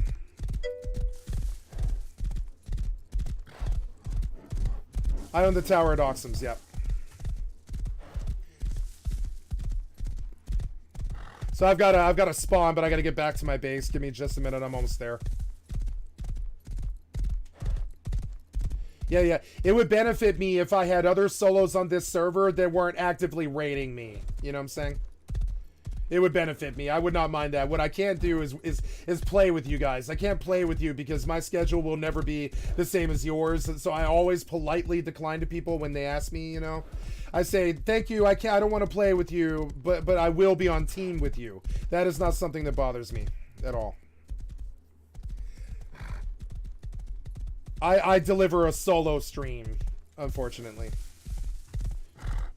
Like, for instance, my voices are off. When we get there, I won't be able to hear you, for instance. I don't know. Oh, no, there is no team UI in hardcore. Never mind. Yeah, so never mind. We can't team anyways. No, it's hardcore. There is no team in hardcore, I don't think. Is there? I don't know. Rust rules. Is there teams in hardcore? Let's ask the Google, right? Hey Google, is there teams in Rust hardcore? Is there teams, right? Is there teams, right? About no team UI. No, so I can't help you anyway. I'm sorry, guys. I'm so dumb at hardcore.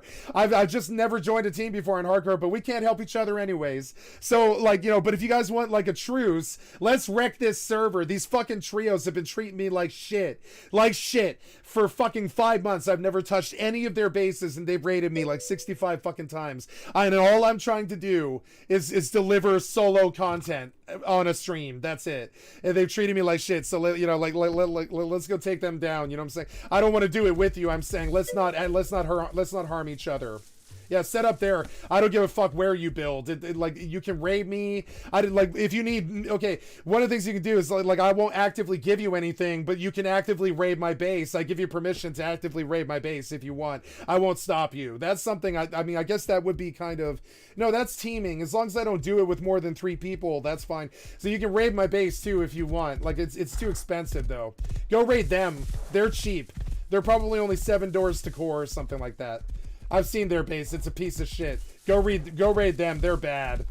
Their base is probably less expensive than my base is. Honestly, like straight up. Yeah, don't raid me. Like, yeah, like there's too many bases on this server that are way juicier than mine. Like, way juicier. Yeah. So have fun. Welcome to Slow Rewind. I hope that you enjoy this server. I hope some people are going to feel like this is discovering Minecraft for the first time when they understand what the server really is with the ST XP chart. And some people are going to think, oh, this is just shitty Rust that isn't good enough. And so whatever side you fall on, welcome to Rusting Dead. I hope you really enjoy this server. I love this server. It's the best server I've ever been on any game, I will say. It has given me the most pure joy that any server has ever given me. So, Yeah, by the way, no tech tree, guys, by the way, if you aren't aware, I will draw your attention to something. Blueprint is huge into no tech tree, right? So no tech tree is culturally a really big thing right now. It actually is. Like right now, we are on a very culturally relevant server to Rust, and I'll show you the proof here. I'm not kidding about this. If we look at a blueprint, a blueprint video from like in the last couple of weeks, right? You're gonna see the Solo Life V10, right? Are you guys seeing what I'm seeing? Yes, you are. And then, so if we come through here real quick, I'll take just 10 seconds of your time. If you observe, he's going to say something here. With that many people in... Okay, so... And every week following after... Oh, sorry, here we go. I got too far. But listen to this. Listen to this. Like, culturally right now, I think tech trees are in rebellion. We are rebelling against the tech tree in Rust, and Blueprint will see. You've seen it. Okay. So, I love Blueprint. You know, yeah. I love them all. They're all... If they can stream Rust, they're good people. You know what I'm saying?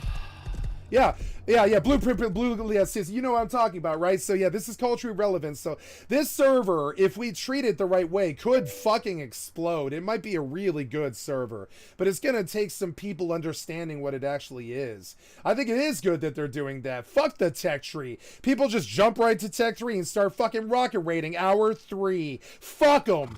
Make them run red card. Fuck them. I really feel that way. I'm sure Stevie and Blueprint and all Stimpy and all them motherfuckers do too. Damio or whatever the fuck, whatever his name is. Fucking even I guarantee it, motherfucking, you know who really probably feels this way is Komomo. Komomo probably really agrees with forcing the assholes to go get red card instead of them buying through to the Tech 3 chart. Fuck them. Sure, you got 16 people, grats. Why shouldn't you have to go do the work to get the item? You know what I'm saying? Tech trees, I think, was a mistake by Facepunch Now. I think it should have only been allowed on modded servers. I don't think tech trees should have ever been on Classic Rust. And now that I've understood, like, how much... Now, but there was a period of Rust where we needed the tech trees, but we don't need them anymore. The game's so good to play now. They've got it all so worked out. Especially if you play on a modded experience where they keep the loot respawning correctly, right? No tech trees anymore. I don't want tech trees in my Rust anymore. I can't go back to I'm going no tech tree for the rest of my career. I can tell you right now. Like I did on Fortnite. I left build Fortnite forever. I said goodbye build Fortnite the day that zero build started. I said goodbye build Fortnite. Goodbye. I just never went back to it unless somebody like if my best friend wants to play it. Oh, it is. I'm sorry. So thank you for the warning, guys. If I don't catch it, let me know. I fixed it. There we go. Yeah, if I run a display adapter to show you like a YouTube video, Streamlabs has a compatibility issue with Rust. Or at least on my current setup it does, at least. I don't know if I can fix it. Whatever it is, it's some error that I don't know how to fix. But yeah. Thank you for letting me know. Good people tell me when I'm fucking up. Let me know if I'm fucking up, because you know the bad video stuff, it's all bad. Let me know. Like recently, last night, I figured out that for 4 months I was streaming to kick.com with a scratchy mic, and I didn't know that because nobody told me. And that gives you an example of how really bad that can be. So anyways, welcome to Rusting Dead. I'm done with my rant now, and I'm gonna go back to gameplay. I realize I ranted there for like an hour, but I'm trying to sell people on this server. I am a salesman. I quote unquote work for server admin Rick because he can promote his own server, but he can't prove that it's good. That's what I'm trying to do. I'm trying to prove that it's good. Because I think it is good. I'm not saying you should play here all day, every day. I'm saying it's a really good home. It's a good place to have a home. It's a good place to be to permanently play, to add into your rotation. This is a gem of a fucking server. The medieval Rust wasn't as good. The other zombie servers aren't as good. There is another really good server like this, but it's PvE. There's no raid damage. But there is another server that is as good as this for different reasons called There Will Be Zombies. It appears to be... Oh, yeah, here we are. The other good gem that I've found, and I've scoured the entire zombie scene. The other good server is PvE warning, there are zombies. This is an amazing PvE server if you want to get away from the raiding entirely. The AI on these zombies is amazing. And the zombies have M2s and AKs and Tommies and shit. And if you want to wreck PvE against like zombies with guns, this is the server for that. If you want to fire AKs all day at zombies, this is the other server that I found that is like pure tip top 10. Pure tip top 10. 2 servers, right? PvE warning, there are zombies is really good. If you don't like raiding, this is where you should go. And if you do like raiding, which I do, I will say I do like raiding, I will say it. You come to Rusting Dead, which is to me the greatest, the most cared for, most belovedly cared for modded experience in Rust that isn't like sold out and trying to do it for the money. He's doing it for the love. He loves this shit. On wipe day, you'll see him fly around in a jet.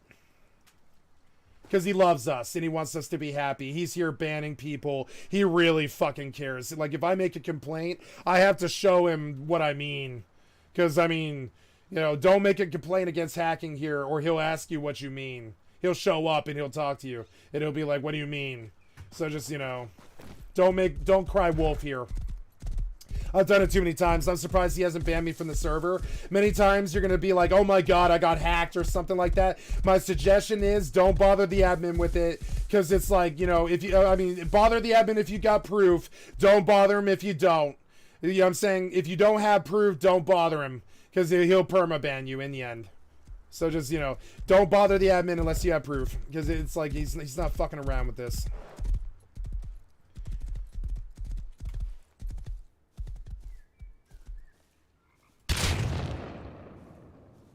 God damn it. Through the bush. Right in his fucking face. Fuck you. It wasn't a headshot, but it was close. Through the bush. That's how you know you've been playing too much Rust. You can peg the headshot in the bush. Can you peg the headshot in the bush? Because I can peg the headshot in the bush. People think I'm bad, but it's only because I'm so busy running a stream that I don't care if you sneak up behind me. I'm full of my own fucking hot air so much all the time that people sneak up on me all the time, right? All the time they sneak up on me and they think I'm bad because I am. I'm just not on the same agenda as everybody else. I'm trying to provide content. Pure form, you know what I'm saying? Just straight up all the time. So yeah, come rob me, you know, etc. I'm the streamer. I don't care. Ooh, what happened to that? Oh, so Toidles mentioned... Oh, no. Oh, yeah, look, that did decay. Somebody left the server, maybe. Ooh, what's in there?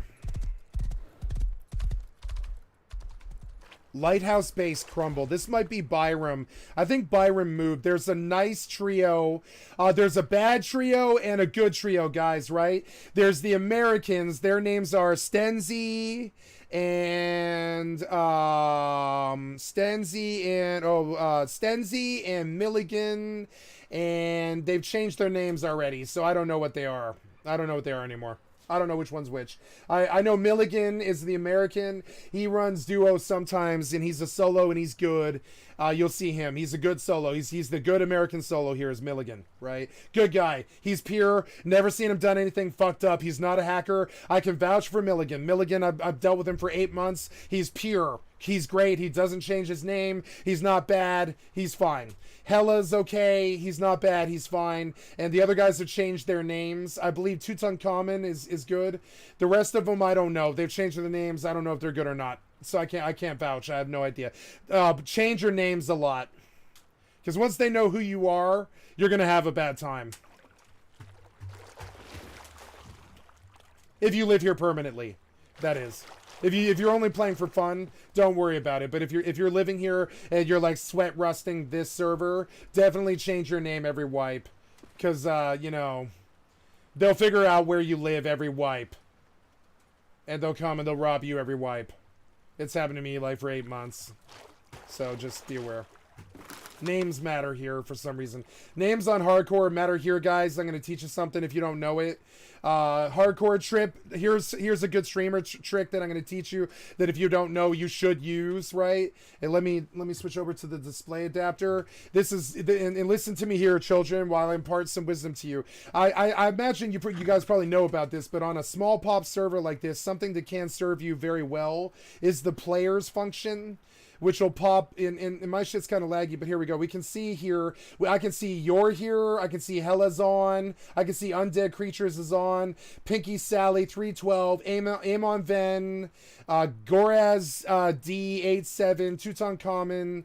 Milligun. Soviet Doge. Raven 9627. Erica Hex. Grug, etc. So I don't know why Toidles isn't on this list, but there's Big Toilet. There's Big Toilet, right? I can vouch for old Pappy. Yeah, you know about this, right? So, but it really helps, especially late at night when you're scared someone's going to raid you at 4:30 in the morning. This tool on this server in particular is like, you don't need goddamn Rust, what's that called? I use it for EVE Online all the time, but I didn't use it that much for Rust. It's, Rust, Battle Clinic. Rust Battle Clinic, right? Where you can go search for people on servers and stuff. You don't need that for hardcore. And you can absolutely see who's on at the moment with your players list. And you should check it religiously.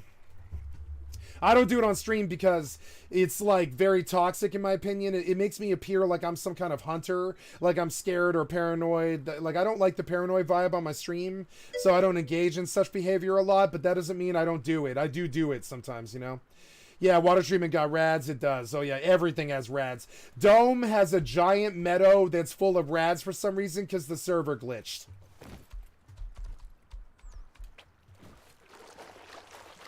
So be aware, a big meadow around Dome towards the back side of it is like full-blown deep rads that'll kill you instantly, basically. So there's a big patch of glitched modded server, like just jank code around the Dome. And that's not common, but it happened this way for some reason. It's about the size of 5 tiles or something like that. Yeah, see, and I'm sorry, and you can go bug report it to Rick, but he knows and he can't fix it. And if you think about it from the admin's point of view, how do you fix that? Like, you would have to turn off the rads off a Dome, and you can't do that. You can't turn off the rads off Dome, or some scrub runs up there and takes the milk crates naked all the time, right? So he doesn't know how to fix it, and I don't think he doesn't work for Face Punch. That one's gonna fall on Face Punch, not Rick. It's his mod. His mods are conflicting with something, and I've seen it once before on this server in the 8 months I've been here, but it's not that common. It's not like, oh, every wipe I face this terrible radioactive area. It's not that common. But if it makes you feel any better, Slow, I lost a set to that day one. I lost a nice set. I lost a nice pump shotgun set to that. So if it makes you feel any better, you're not alone. Everybody on this server has lost a set to that. We all talked about it you can see it on the Discords. We talked about it. Well, they won't say it because that makes them look bad, but I'll say it because I'm the streamer and I don't care if I look like an idiot. So I told them on the Discord chat, I was like, hey, Admin Rick, there's a giant radioactive meadow by Dome. I don't know why. And I didn't see what the response was because I have a cyberbully stalker in that Discord who I have police charges against in my local state as well as federal charges because he doxed my family. So, I have to stay out of you guys won't see me in the Discord, unfortunately, because it enables my stalker to track me. Well, one of my 7 stalkers, which I don't like talking about, but you'll see me pop in that Discord, but I don't sit in the Discord. I immediately leave it all the time. It's why I'm hiding. It's why you don't see me in there. But I am a gold supporter. If you want a fast way up on this server, please support Admin Rick. Send him $10 and get gold supporter. It's worth it. You get every day, every 18 hours, you get prototype ammo, 20 pistol rounds, which is a big jump. Salvage hammer, salvage axe, a full scientist suit, heavy scientist suit, and disco ball, and here, I think I have, I can show you. Here, I can show you. Oops. Gold supporter's worth it. I'm sorry, in an hour and 18 minutes I can show you, but it's like all the stuff for your base and all that, and it has a door knocker that you can't get on the base, right? So if you buy gold supporter, you can avoid raids on this server by putting the door knocker on your base. And the gold supporters like me, we won't rob you. And there's like 5 of us or something. So the gold supporters, we don't rob each other, at least not on purpose. Some of the gold supporters rob me, and they don't care. But some of the other gold supporters absolutely do not rob me. But I don't want them to know who I am, so I don't put the door knocker on the base, right? But that door knocker that's in the gold supporter set, if you're trying to just kill zombies here and you're just trying to have fun, you don't want to be harassed, one of the secrets that you can use is buying the gold supporter set. And I'm sorry, I'm going to fix my video here now. I'm terribly sorry. Buy the gold supporter set and put a door knocker on your door, and the other gold supporters will leave you alone most of the times. The American Trio is not raiding anybody who doesn't piss them off.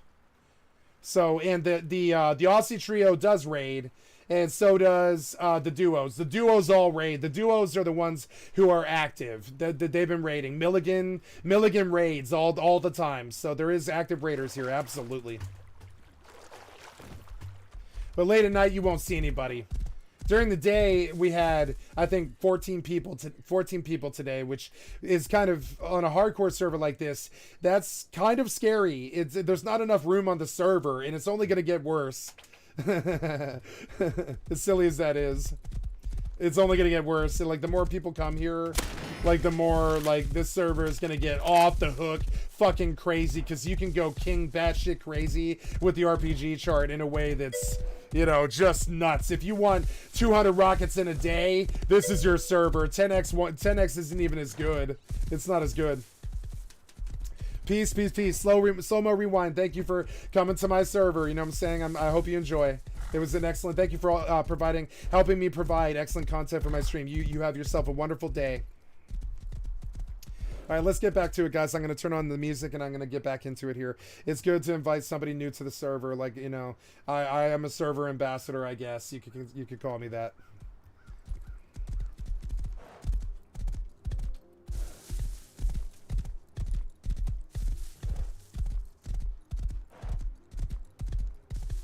I like to give the people who come in my stream and actually engage actual attention. Like the first time, you know, that they full-blown engage with me, I try to do that. It's selfish, and it's one of these things that, like, you know, as a taxi driver I used to do. I will treat the first time I meet a customer or just even a viewer, whatever, anybody who's supporting your whatever, your business or your stream or whatever, you treat them like $1 million if you can. And it's one of the shitty sides of the streamer thing is it's not fake, that you really do love these people and they're your peers, and that's something that the community maybe doesn't understand. I believe it's 18.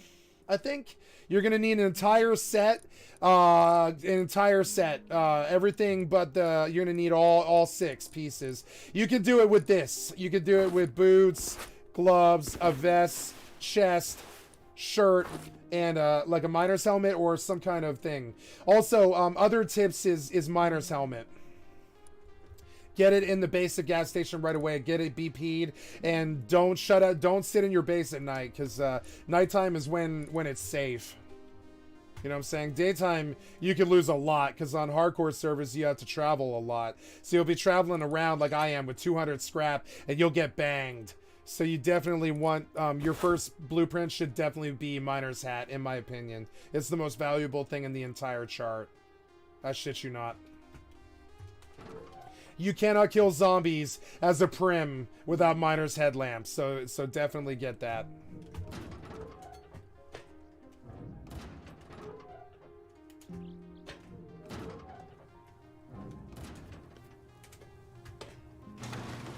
Miner's headlamp is definitely like a server thing. Everybody you kill is always going to have one. And they're always going to have 100 fuel in it too. Just like me. So I got 26 because I'm smart. But I've killed a lot of people on this server with 100 fuel in their miner's headlamp because they're not trying to be shut out by the night. Don't be shut out by the night. You know what I'm saying? And it's about to hit too. It's nighttime looms. Nighttime looms. Yeah. Ooh, 26 high qual is not bad. Not a bad haul. Pretty good. Oh, I have a lot of loot on the horse too. I gotta go grab it. The airdrops are turned up, by the way, like something like 6 of them an hour. And they're all over the server. But they tend to fall by your base. They'll fall right at your base a lot of the time. They're very base centric. Often the airdrops that you see are going to people's bases because he likes to. If you subscribe to his Discord and you pay any money at all, he'll drop airdrops on your base all day. That's another way to get guns really fast. He drops airdrops on my base all day. I miss them a lot because they're not good airdrops. They don't have a lot of loot. But yeah. It's one way to get a pump shotgun day one. You know, it's hard to get. Okay, so where did the horse go? Did I put him away? Yeah, I think I probably did. Nice. Or did I put him away? Yeah, I think I probably put him away. No, wait, nope. What did I do with that horse? There he is.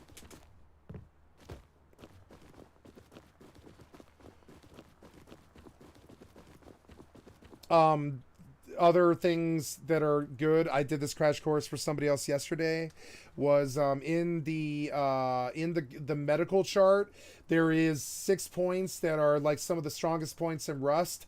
It's the 5 points into this skill regenerates your health by 0.1 HP per level per second. That's revitalization on the right side of medical skill tree, and on the left side is bandage expert. This skill will double the amount of healing received from bandages, and you can bandage up to full, in like 6 bandages generally, and that's really powerful, and no matter what you're doing. And between the revitalization, which is like really fast, it's like 2 health per second or something like that, you constantly are healing to full. And if you look at the chart, there's other cool stuff here, really cool stuff here for really deep Rust people, right? Like the combat chart has, this skill will increase the amount of damage you do in PvP by 1% per level. And with 5 points into Assassin, you will do 5% more damage every bullet hit. So if your bullet's doing 67 damage, like a Balti, you get another 5% of that, whatever that is, which is like another 17 or something, or whatever. It's like less than that. It's like 13. It's like 13, right? So you get another 13 damage on top of that 67 Balti hit or whatever, and you do hit him for the 80 to down him. And so the Assassin in the combat skill tree is something else to really behold. 5% damage. I don't know why there's not more PvPers here, because the 5% damage to PvP is something that a lot of the farmers just aren't willing to buy, right? Now I'm here. I'm at the brink of this. I'm about to do that. This wipe. I'm going to upgrade Assassin, but it's so slow to get levels now that it's just, oh my god.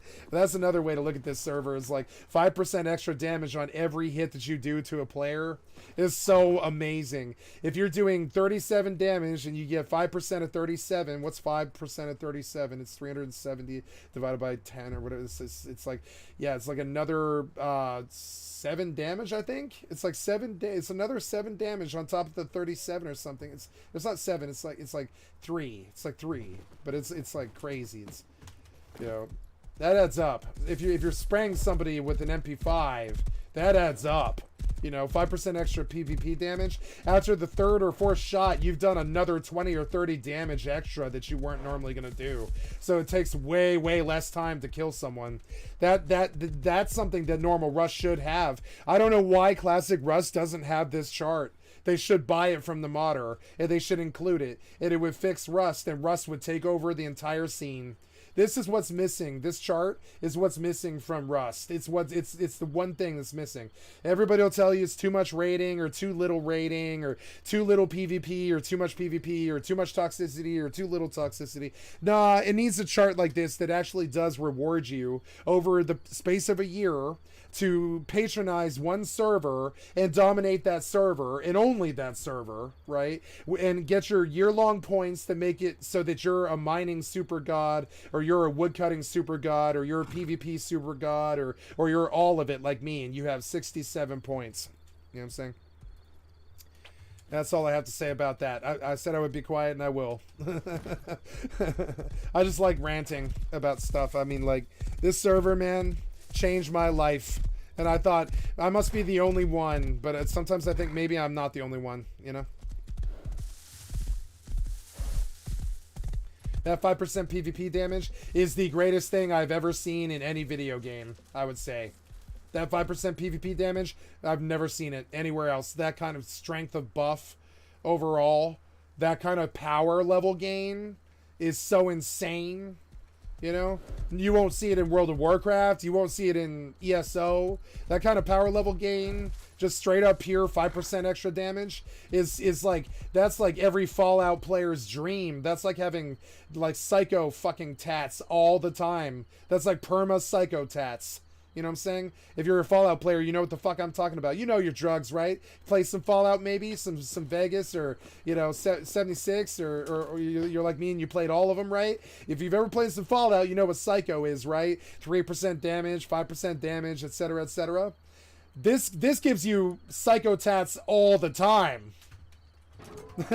All the time. Every hit, every gun, every bullet. All the time. Nail gun on down to the longsword. Doesn't matter. 5% extra damage PvP. It's the greatest power gain in any chart that I've ever witnessed. And as an MMO RPG player, that's like, I mean, I like literally, I came in my pants when I saw it. When I really watched the chart and I really read everything, I was like, oh my god, this chart is so fucking off the chart good for different things. Like, for instance, I can become 50% impervious to fire, right? So, okay, how can I abuse this, right? How about I make a base comprised of campfires that are lit up by remote switch, right? And I light up the base of my base with campfires. And I buy into flame retardant. And if you're raiding me, I turn on the campfires. You know what I'm saying? And sure, I'm getting burned just like you, but you're dying, right? I'm 50% fucking immune to it, so I'm standing on the campfire and I'm spraying you with the MP5 and shit. You're just burning. You're burning to death. You know what I'm saying? And we're going to have a campfire fight. The amount of sheer power that's in this chart, you know? Reduce fall damage by 100%. So you can just, like right there, it's like, it's seriously, it is like, it's 100%. Reduce fall damage by 100%. I'm talking 100%, bitch. Not 50, not 75. 100% for fall damage reduce, right? I have 3 points into 30% of all the jumps I take don't hurt. So now, if I want, I can jump out of fucking mini copters if I want. You know, if I want. They don't, I mean, you can't get a minicopter on this server, so it doesn't matter. But if I wanted to, I could jump down on your fucking roof from a minicopter, take 0 from like in the sky, and land on your roof like some kind of veritable fucking Neo. And I don't need chat, like cheaters and hackers are fucking shithead, stupid, retarded. You know what I'm saying? They're shithead, stupid, retarded, because you can get all that gameplay in good modded Rust. You know what I'm saying? Why? I don't want to turn off my miner's hat. I don't have to. Why? Don't tell me what to do. I don't want to turn off my miner's helmet. No. No, okay. I turned it off. So yeah, this skill gives you 5% tanking. Tanking LG. Oh, okay.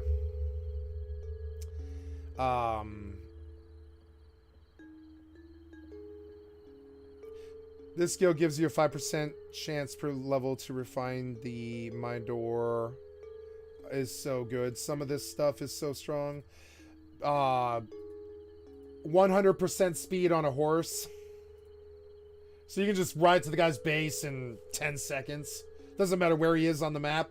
You just go out your door with the rockets, 200 rockets, and you ride on a horse at 100% speed across the map on a fucking white thoroughbred going, what is that, 124 miles per hour? And it'll just be like, boom, across the, like, and I haven't done that yet, but I'm going to do that on this server. You're going to see that soon. I'm going to put 10 points into the horse thing, and you're going to see, like motherfucking, what's that fucking shitty Marvel character? No, I like him, though. Ghost Rider, right? One of the cool ones was Ghost Rider, right? I'm a Ghost Rider this server with a suppressed Tommy, and I'm going to streak across this motherfucker at night with a night vision goggle, with a black thoroughbred, and I'm gonna race across the server with 100% speed with a night vision goggle, and I'm gonna peg you with a suppressed Tommy. The amount of power that you can have on this server alone is tantamount to, I mean, all of the hacks in the world. Somebody just wrote it into the chart so that nobody has to cheat, you know? And that's why this server is the best server in Rust. And I should do a video about it, but then I'll have to face queues on my server. So I'm just going to let it happen naturally. I'm gonna let people figure it out on their own. I don't know. Like, maybe I'm just overplaying a normal RPG chart, but this RPG chart, Admin Rick spent a lot of time on. This skill will heal you for 1% of the damage done to certain enemies, meaning scientists and animals, right? So if you want to go to Large Oil, buy Vampiric Tendencies, go to Large Oil, and it doesn't matter if you pretty much need Vampiric Tendencies if you want to go to Large Oil, because the heavies have the zombie virus if they shoot you. So how do you get around that? You just pop your Vampiric Tendencies when you call the heavies, and you pull out your AK and you spray with Vampiric Tendencies, and you don't die soloing heavy oil heavies, even though they've got the zombie virus, which will eat you alive. It'll kill you in 5 seconds. If you're being sprayed by bullets with the zombie virus, you're gonna choke every time that a bullet hits you, and every time you choke, you're gonna lose 15 health. So if the heavies hit you, you die. Like, if the heavy hits you 5 times, you die, right? So how did Admin Rick prevent you from running Large Oil red card, or not red card, but, you know, calling the heavies on Large Oil, right? He wrote it into the chart where you have to buy into, you have to buy into Vampiric Tendencies if you want to live through the scientists at Large Oil. And I didn't warn you about that right away, but I'm warning you about that now.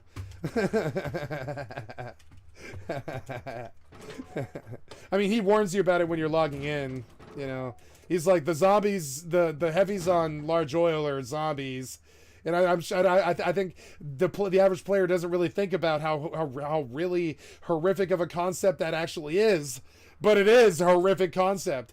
The heavies on Large Oil are zombies, and they spray zombie putrefaction bullets. You know what I'm saying? Yeah, I feel like this chart should be in most hardcore. I think it is. I think it should be in all of Rust. I think this is an example of. I really feel this way. I would not say this. I know I'm being hyperbolic, so I'm just going to chill out a little bit, right? And I'm going to calm. I'm going to collect myself before I say what I'm going to say. But I'm going to be hyperbolic, right? To me, this server is kind of like, or I'm sorry, this chart is kind of like what Zombie Panic Source was for Left 4 Dead, which was like, without Zombie Panic Source, we never would have had Left 4 Dead. It was a modded version of Half-Life Source, right? Yeah, I would disagree with all of Rust. Okay, I guess not for all of Rust. You're right. It's too crazy for Classic. It's too crazy for Classic. You're right. They could tune it down for Classic, and remove the PvP stuff, remove the build stuff, but keep the cool stuff, like, you know. No, you're right. I'm sorry, you're right. It couldn't ever be in Classic, but I feel like it should be this thing across the board, across all modded. So, and I'm going to use this to do content for my stream. I got here first. It's my niche, motherfucker. I was the first streamer here. You know what I'm saying? I hope I turn this into a career like Mimeo or like fucking, you know, Komomo or one of them. I could see building a living off of not just this server, but also like the MMO Lifestyle period. I'm going to do it across all the games. When I make this famous, right, this gameplay will inspire Blizzard to make a good survival MMO. And they're going to rip off this. Because if Blizzard's survival MMO has this chart, it'll be a good game. And so I want to make this famous. I have very, very, very selfish reasons to make this famous. I want Blizzard to be a good company again. And if they rip off this chart, they can. And the only way I can get Blizzard to do that is to make the chart famous. So I'm trying to make the chart famous. Because the chart should be famous. It's the greatest thing in pretty much all of RPG gaming I can think of. It's better than Skyrim's tree. It's better than World of Warcraft's tree. It's better than it's the most superior tree that I've ever played in any game. And there's the hype. There's the hype for you guys. There's the hyperbolic craziness. But I feel like this chart should take over all of gaming. I don't know why it doesn't. It's the standard growth that you should see over a long-term period of growth in any game. If you want to play a game for a year, then the chart should let you play the game for a year. And every day you get a level, right? And it's slow and it's fast at first, but it slows down real fast. And then, you know, And then you're like, okay, well, I've been playing this for 8 months and I have 67 levels and I suck and I barely ever have guns and stuff because I'm trying to provide content for the stream. But it lovingly cradles my lifestyle, every aspect of it, lovingly cradles it. Because if I don't like raiders, I can just buy into the build chart and then I can build 5 or 10 bases every single day that I'm on this server. So if they want to take one base from me, they can. I'll just go build another one 15 minutes later. And that's the wet dream that my old clan lead, Taylor Will, had. Which was that, you know, why should he have to build these massive, massive clan bases with 24 windmills and just get raided when he's sleeping? Why can't the chart protect him from that? So, okay, if he gets raided when he's sleeping, build the same base again, you know, and this is why 2x and 5x is so good, but it's not as good as this. Now, I don't know if 2x needs a chart like this, but I don't see how it could hurt it. It would bring a year-long model to 2x servers like Blue Lagoon or whatever that need it, you know, with no tech trees or anything. I'm sick of Rust being too fucking easy for the snowball bullshit to be executed. You know, I'm sick of it. I'm sick of it. And I'm on my own shit. I'm on a new wave. You know what I'm saying? I'm on a new wave. These shitheads have been treating me so bad for like 2.5 years just because I wanted to play their game with them. And I'm sick of it. I want to be cradled by a chart that makes it so that if I'm a farmer and I spend all my time farming, then I can build bases like 20 a day if I want. You know what I'm saying? And if I'm a builder, I can build 100 bases on this server a day. And so if I get raided, oh well, base number 96 got raided. And that's how I got over raiding in Rust. That's how I feel like I got to the promised land first. And I said, oh my God, I'm immune to raiding now. And it took knowledge. It took knowledge of a server. It took, you know, time. It took learning. It took reading. It took like understanding it. It took being intelligent enough to see it. I mean, that's the MMO lifestyle for you. That's the best way that I know how to say what the MMO lifestyle is. It's understanding what actually is around you and hunting until you find what you need. And for me, that's this place. And I'm done with my little Hitler rant here. I'm sorry about that. You know, or not Hitler rant, but just, you know, my Hitler-esque fervor rant about how much I love this server, because it's hard to quantify it. It's like the kind of love that I have for the woman that I love, you know. When you have a good server, like the kind of server that you know, I know because I come from Reddit Monthly, which is like used to be the best monthly on Rust. I come from Reddit Monthly, and trust me, I met 40 people who, there are 40 people that I met on Reddit Monthly who I know their first and last name. I'm dead serious. I know their first and last name. I know 40 people's first and last name off of a Reddit Monthly, and I will always think of Reddit Monthly as this wonderful, wonderful server, but it doesn't have the chart, so it's a piece of shit now. It's a piece of shit. It's antiquated Rust. I don't know why Rust can't grow. Why can't Rust be bigger? If the chart's too overpowered, why can't we have bigger islands? Why can't we leave the server and go somewhere else on the you know, and that's, you can see that's what Face Punch is thinking too, you know. I like it. It's good. I'm gonna turn off the annoying Rust music now. I'm going to put on something a little bit nicer. Do I have display adapter? No, I don't. Okay, good. And then got to run this video that I just ran. This ambient that I just had. Where was it? History. Baldur's Gate. Oh, I never listened to the whole Solo Life thing. Right, the Solo Life bot. Welcome to Rust. Today, we're playing solo, and we are attempting to... See, I think these guys are attempting to do what I have, right? I think they're attempting to do what I have on my server. They're trying to attain it by changing the rules in the server set, but I think what they actually need is the chart and no tech tree. Toward the Solo Life. And when that takes over, like No Bill did in Fortnite, they'll have to split Rust, and they'll have to say chart Rust or chart tech tree Rust, or it's like tech tree Rust, tech tree rating Rust, or chart Rust. something like that, right? Chart rust. And I think chart rust should be a thing. I think all the modded servers should adopt the chart rust. And I think people should live there for a year. And I think they should become super gods if they want to spend 9 months there, where nobody raiding them could ever make them feel bad, you know?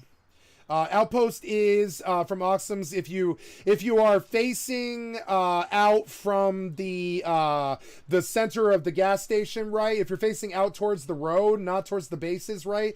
Take a right, and you're gonna go down a road on that'll curve left, and you're gonna see the bandit camp on the left side, right? If you take a right on the road, you're gonna get to Outpost. If you stay on the road, you're gonna get to Bandit Camp. If you take a right on the road up past the mountain, you're going to see Outpost. Outpost is up past the snowy mountain. And I can maybe help you with that. Maybe. Yeah, I can help you with that. I can show you on stream here. I can help you with that. Let me put the horse aside and ditch my gear, and I'll pop there, and I'll show you. It's not far. Oh yeah.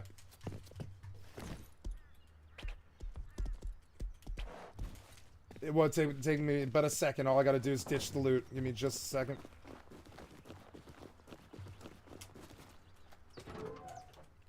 He used to put a map on the Discord, but he stopped doing that. Oh yeah, okay. That's good to know. Okay, thank you. Not the main door, but the top door. Yeah, tower door is open. Okay. I don't care if people come in. I don't care if people raid me. Like, I wasn't kidding when I said I can build 20 bases of this size a day. I wasn't kidding about that. So, I mean, I don't care about open doors too much, but thank you for looking out for me. I really appreciate that. That's better treatment than I've got in months. You know what I'm saying? Thank you for looking out for me. Most people, they just show up at my door, start screaming the N-word and how much of a loser I am or whatever, or how fat I am, and try to kill me. And thank you for treating me like a human being. I really appreciate that. You know, we need to do that in our community more. I've been on a whole tip about be the change that you want to see in your community. And if you're sick of the toxicity yourself, the best way to get it gone is to be nice to everybody. The best way to do it is to be nice to everybody. I do it on Overwatch all the time. So anyway, here I am. I'm killing myself. I even have a bag for this, believe it or not. So here I am, right? I'm spawning at Bandit Camp. And you will see Bandit Camp. P2P, so oh, you got 2 P2s. P2s are good. Treasure those motherfuckers. You might not see them again for like 3 days.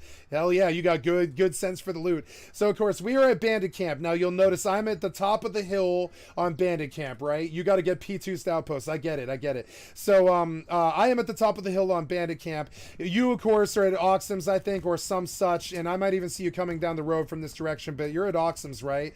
If you come up to the top of this mountain and you run down to the other side of the mountain, you will reach Outposts, and I will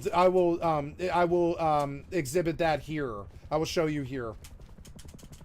And let's farm Outposts, dude. I'll go gamble. I'm gonna gamble at Outposts. That sounds like fun. Fuck yeah.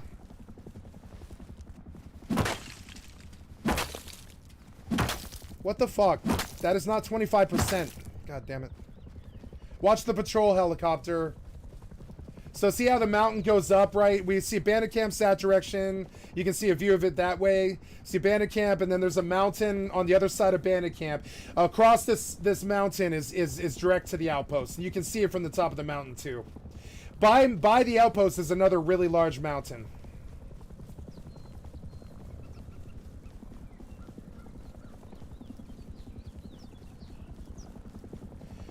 I gotta learn to stop yelling. I'm gonna get better headphones to let me hear myself better. These crappy Razors, they're not crappy Razors. They're $200 headphones, but they don't have that ability that lets you hear yourself that well.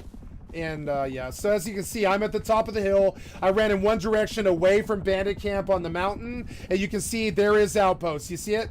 It's hard to see with all the fog, but that's it. Where the patrol is right now is Outpost. So I'm gonna keep running, and I'll reach it. Another good way to know where it is it's like that mountain. See the mountain? It's the other side of the mountain that's by Dome.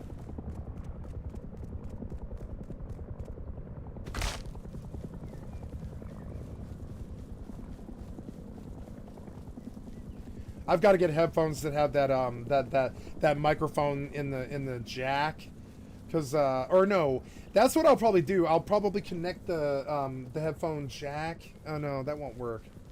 Damn it. Wait, maybe if I do connect the headphones to my headphone, I can hear myself talk. That might be better for the stream. It never occurred to me how much better that might be, but I probably yell too loud all the time because I can't hear myself. It's fucking annoying. Yeah, Razor Shark V2s. Yep. Yeah, they're like cheap now. They're like 120s, something like that. They're good wireless, but they're also pieces of crap, kind of. Like the knob on the side, it gets really scratchy. It makes the audio scratchy. If I turn my head left, I get a nasty scratching. Yeah. Oh yeah. I mean, it's great pair of headphones. I love them. They're great headphones, but they have problems. You know. Yeah. The bass could be a little better. Oh, I mean, you can turn it up. The bass is great. Bass is great, honestly. I just never turn it up because I don't like the Synapse program. It feels like bloatware to me. Yeah. And so, once you see this big mountain, that's the best way to determine where Outpost is. It's right next to this big mountain. So if you see that mountain, you're there.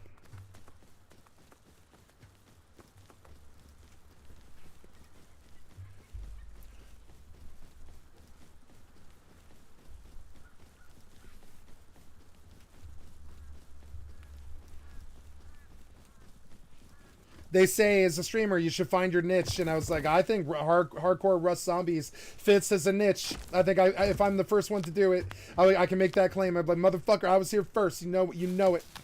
When there's like 100 people on this server and they realize that I'm streaming and they're watching me play on the server, I will get some steady 90 to 100 viewership and stuff, and that's how I'll build my career.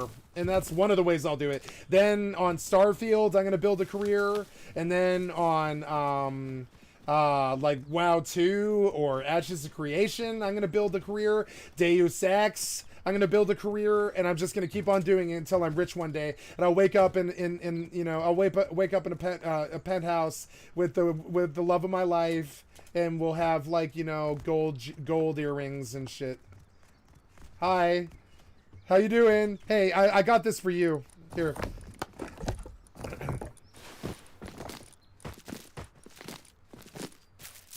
Fuck yeah, dude.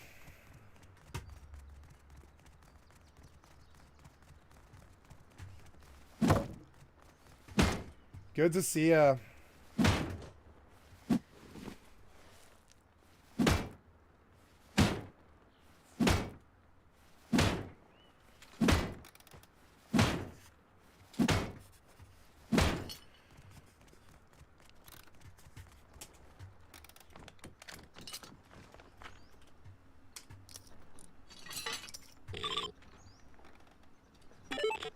Yes! Woo! Yeah. Right off the bat, bitch. Come on, do it again, do it again, do it again. Oh, I should stand. He's got me beat. Just stand, just stand. Bust. Yes! Yes. Come on, yeah, I got some steak. Already. Let's do it. All right. So, what? With 50 scrap, we'll do 10 bets for a little while. Yep, hey, 20, let's split. Oh, I want to turn on this ambient music here. Where was it? It was like really good, but I don't see it. Oh, there it is. Okay. Oh, I keep trying to play the beginning of this video because it is pertinent, and I want to get it out of the way. So, oh no, I closed it, huh? I closed it. Never mind. We're good. I got my point across. Yeah. Can I split again? No, but I can stand. I got a blackjack on the other one. Come on, bust. Yes! Come on, big money. Come on, big money. Hey, I got something for you. I'm not gonna lose this. I'm just gonna give it to you.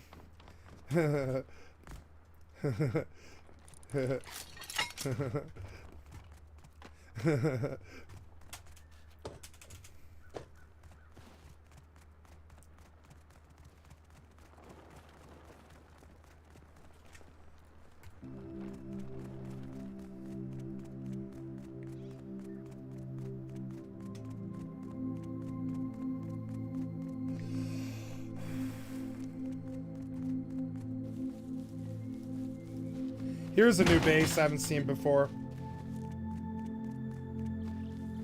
By the way, you can trade wood for stone here. I don't suggest that you ever go look for stone. Just get, if you want stone, get it from Outpost, but metal is better. It's easy to get metal on the server. It's not easy, sorry. It's not easy to get metal on the server, it's not. It's hard. But stone is easy at the Outpost. Don't put points in the chart, mining chart right away. Put it in wood chart, because you can trade wood for stone at Outpost. It's a good idea to build at Outpost for your first base. Because it's like free to build a chunker, you know, you just gotta go chop trees, that's all it takes. Putting points in the wood chart is wise. It doesn't seem like it, but it is.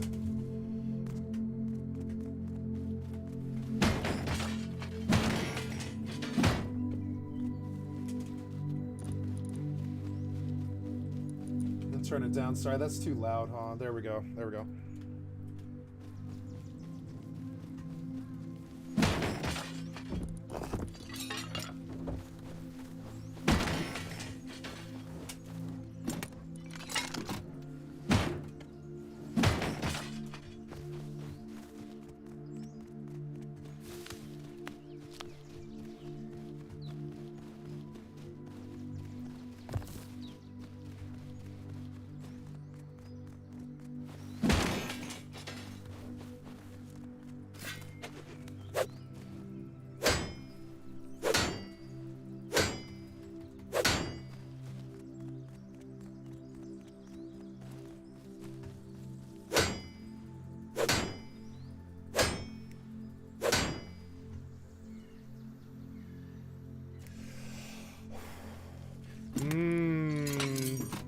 Strawberry cough. I got the second strawberry after the first one, but that's okay with me. I somehow managed to pick both strawberries, even though I didn't know which one was which. It's actually kind of cool. It's like fate. Double strawberry. I have 6 carts. 2 of them were strawberry. And I got my strawberries in the first two of the 6 of my monthly 6. I love the strawberry cough. It's so good. It's like an art form. It's somebody really spent a lot of time on it and really loved the plants and put nutrients in it and loved it and bred it and really cared it for it like a child. And goddamn, some of the strawberry cough on the West Coast, really fucking amazing. Oh, watch the patrol.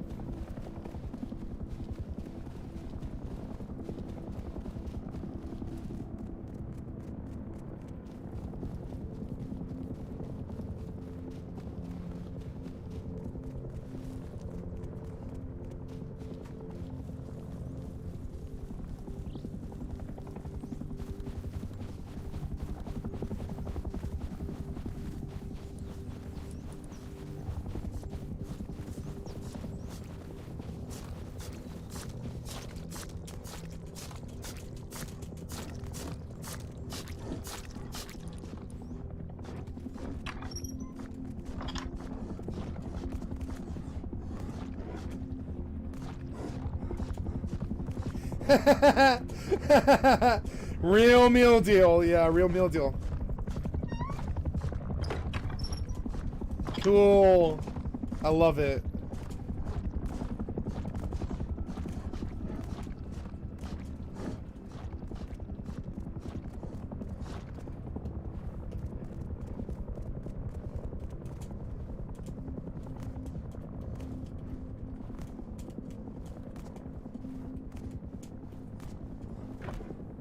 Nice. I can't believe this guy had stuff. What? Like, why? Like, why? Like, why did you have this? It's so dumb. I don't know what to drop. I don't know what to drop. No, no, I don't want to drop that. I want to drop, gotta move. Well, why does it's, oh. What the hell? Oh, okay. You had an aggroed? Okay. Shit, I don't know, man. I don't know if I can deal with you. I don't think I can. That's pretty nice, carburetor. I already have that.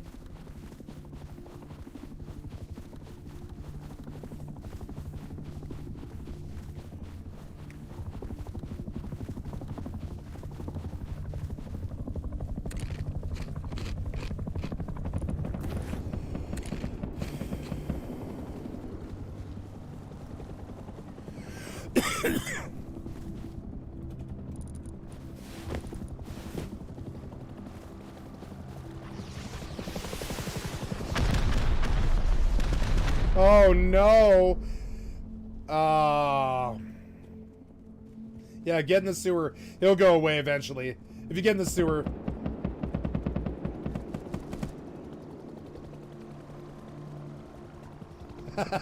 You ever watched yourself on stream before? You ever watched an aggro helicopter on someone else's stream? It's kind of cool. I have. Yeah, I mean, of course you have on Discord, but like you're on the internet right now, you know what I'm saying? Gotta walk back now. Oh, I'm so sorry, man. I could bag. No, I can't. Yeah, oh no. Yeah, I can't bag you. No, I'm terribly sorry. I can't put a bag down. I've got all 5 bags. I'd have to go kill them to even bag you. Yeah, that's a shame. I'm sorry. Yeah, I was like, get in the basement, because he'll leave eventually. If you go down to the basement, he'll leave. The patrol is such a pain in the ass. Oh my god. Yeah, it happens, man. Patrols kill me on this server so many times. Sometimes I actually, like, literally, I have to add it into the equation when I loot a crate, because you have to have the rad protection in the rad protection in the monument to loot the crate. So, you know, I want to loot that crate, but the patrol's out, so I take the patrol death. But, you know, it's just, it can compromise you. It sucks. Sometimes I'll add it into it like an equation, and I'll add it into the plan because it happens that much. You know, it happens. It sucks. I hate patrol. It's so annoying. It comes out a lot too. It's common. Patrol's common here. God damn it, I have all these fucking zombies now. I don't know, I'm just gonna... Fuck it. Well, I'm gonna give you loot when you get here, so... You know, it's not a total loss anyways.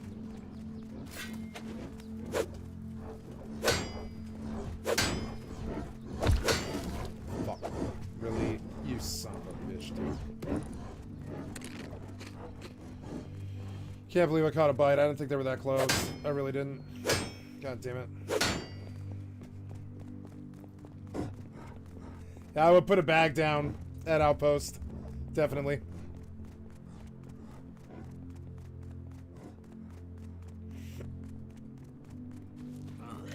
Oh, you motherfucker, dude.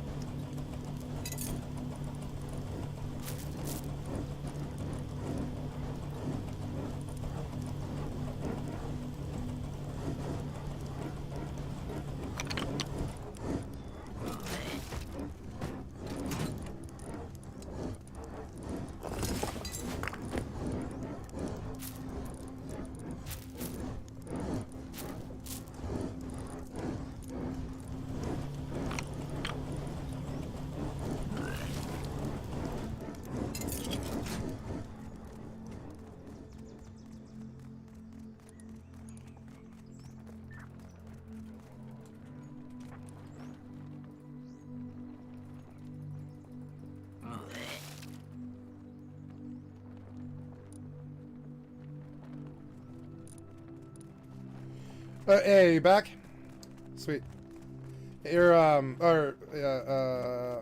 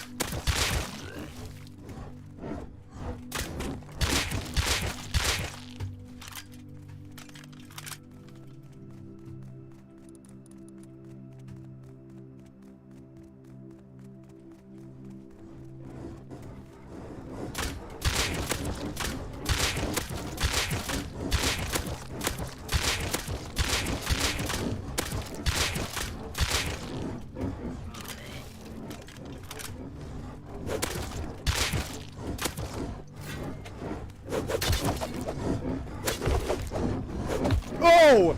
Shit. Oh well. There's a body outside the outpost. Or no, I'm not gonna go pick it up. I was sick anyways.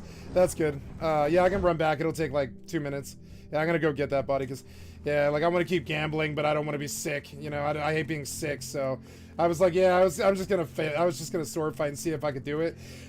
Many zombies in a big clump will all hit you at once and kill you instantly, like what just happened to me.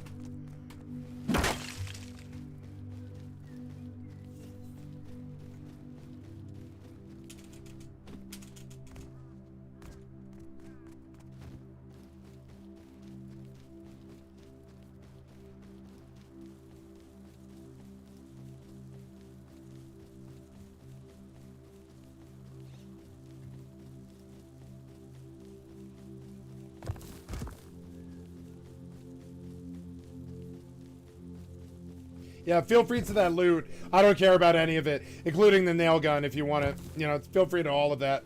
I really don't care. I can get it all back in like 5 seconds. You know, the set, the clothes, all of it. You know, use whatever you can if you find it.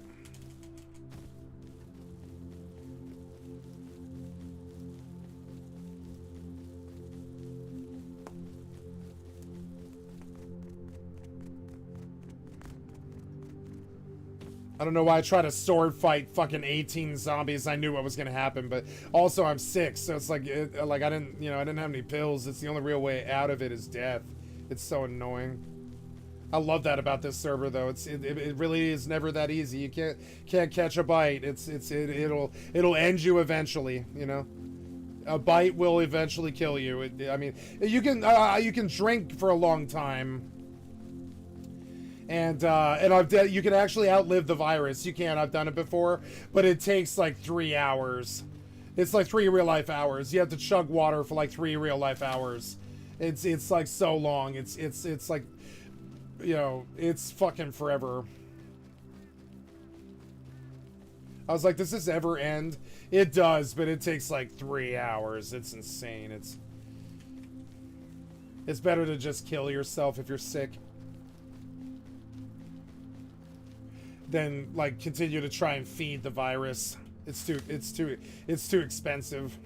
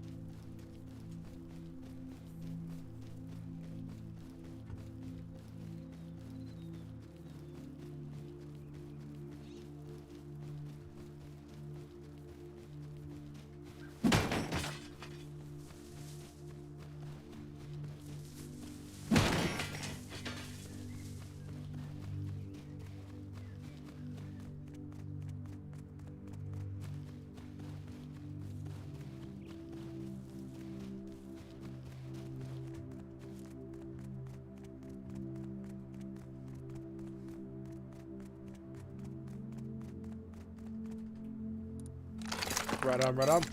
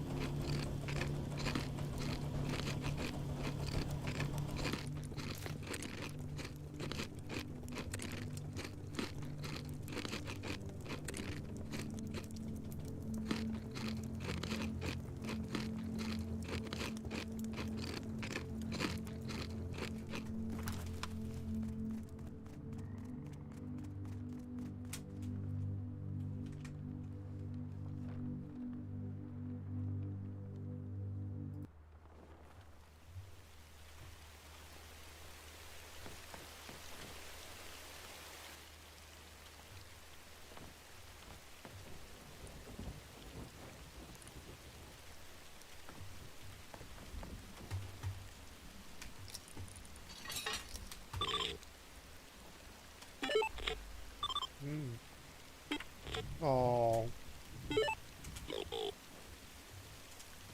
you robbed me, game.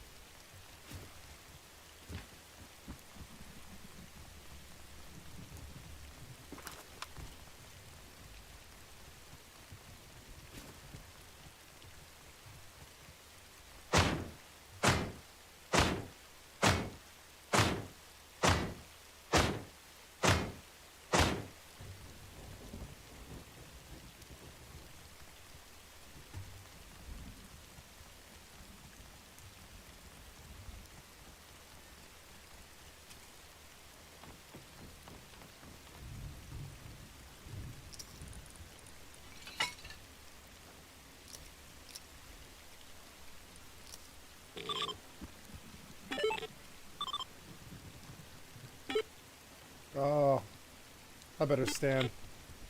16, son of a bitch. Come on, man. It was an ace. Son of a bitch. Oh, my God. It would have been perfect. Oh. You wound me, you stupid machine. I haven't been there on hardcore yet. I don't know. I think the blue card's good. Yeah, blue card should be good. Should be very good. Should be 2 or 3 milk crates, I'd imagine. Yeah. I've been there, but I haven't looted it.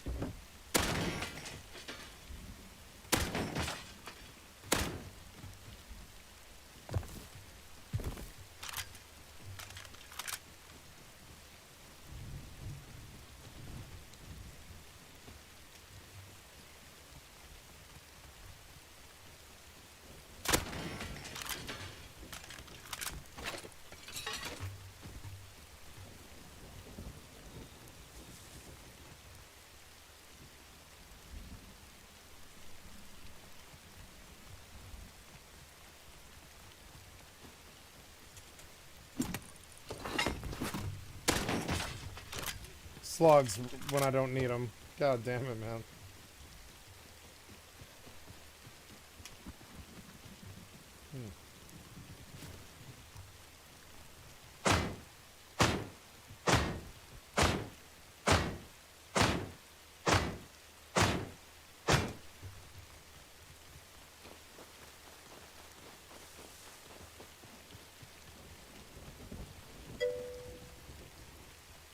Oh yeah. Oh yeah. Day one.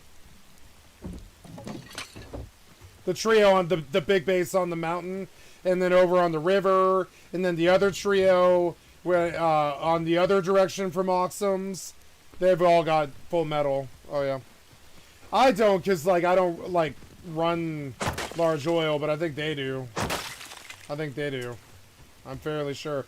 I know, cause they blew in my doors with fucking AKs on stream 2 days ago, and changed my bag to say "Leave us, Fred," because they wanted to say "Leave us alone, Fred," but there wasn't enough room.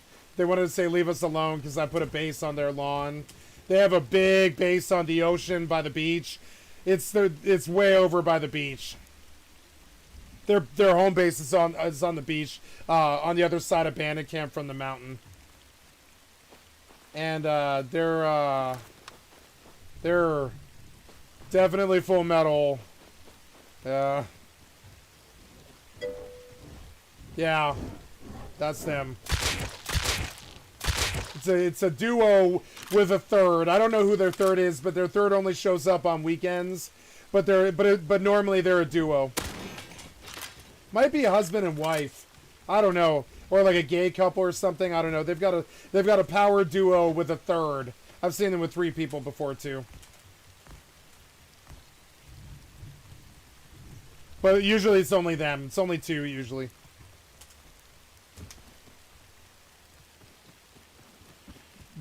When he killed me when he raided me 2 days ago, their names were Stens and I forget the other name. I forget the other name now. Yeah. I mean, go. Oh shit. Oh, what is this now? Oh. Sorry. Yeah. Wipe them if you want to. I mean, yeah. I mean, like, they have the loot. That's where the loot is.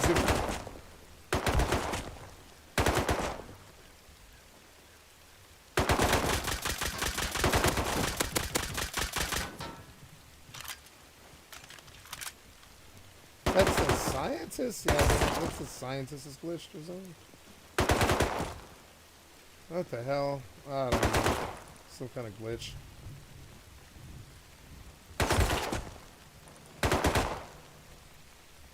At least it doesn't hurt. Oh, nice.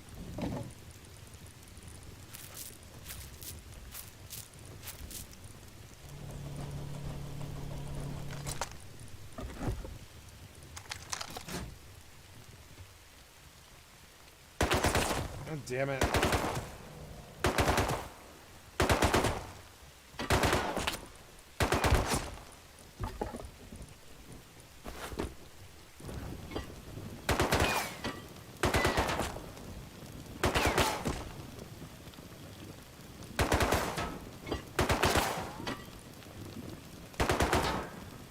Oh, across the water from the tugboat is a farm.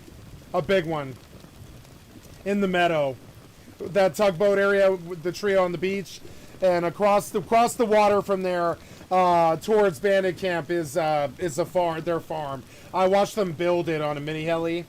I got them to crash the mini heli, and I tripled the first guy. Second guy knocked me and killed me and rezzed the first one. Or I would have got him for both their full metal kits. You know? I was close. I had the cover and everything. But the second guy knocked me by the time I got the... I fought them Revolver, Tommy, and I knocked the first guy because he's bad. They're bad. They crashed the heli coming in on me. And they were pissed off that I was over there watching them build their farm base. That was day 2. I'm sorry, it was day 3. Day 3. Would have been Sunday. That was Sunday. It's been a little while now. They've been growing. The base that I built on their lawn would have decayed by now.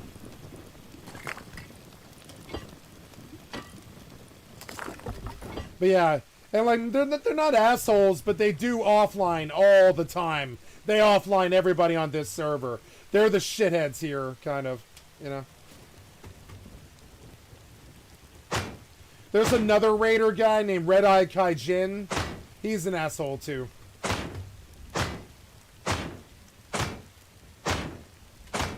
He's a solo. He likes to raid solo. He'll hit you. You need to take it seriously and get a lot of doors and, you know, make a real base or they'll raid you. They live here at Outpost probably. Somewhere. Like, I've been kind of fucking around at Outpost trying to figure out where the big base is here. And I don't know. I think there's a big base here. I just don't know where. Eventually, you know, I don't know. But yeah. I don't know where the big base is here. But, oh, yes, I do. It's up on the top of the cliff, I think. It would be. Yeah, yeah. I think it's up there. I'm going to go look.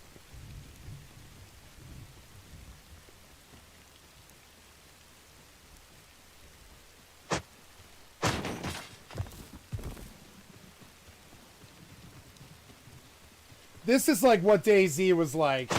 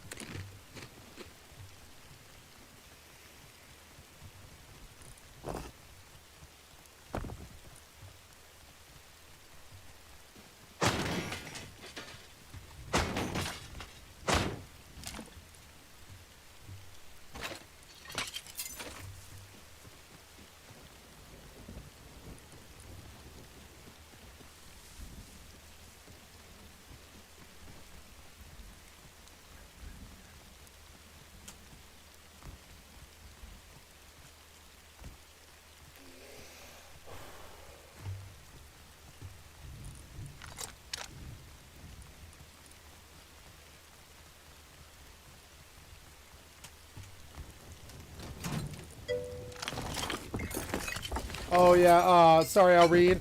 Yeah, sorry, yeah, it's just, it's easier for me, I'm sorry, give me just a second. There we go. I don't really know much about getting rated, but I usually join a server snowball if it is and give away my loot. Yeah, yeah, I get it, that's cool. Yep. I don't really care, yeah, something about auto-modded. Yes, weird, I don't know why auto-modded. It's the word snowball. The word snowball is a sexual term. Believe it or not.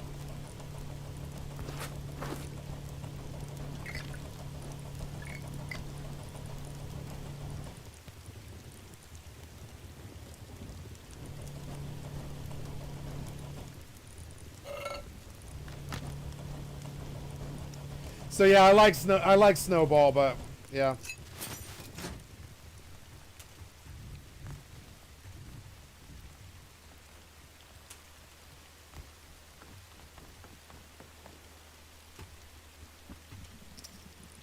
Like in terms of Rust, I like Snowball. I'm just gonna say, just Rust. Ugh. Ugh.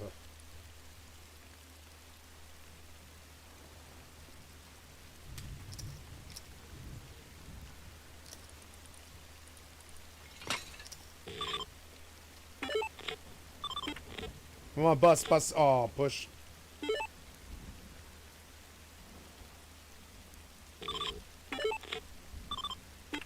Oh, you robbed me, you son of a bitch. I was trying to pull 200 scrap really fast, but oh well. Still got a lot of materials.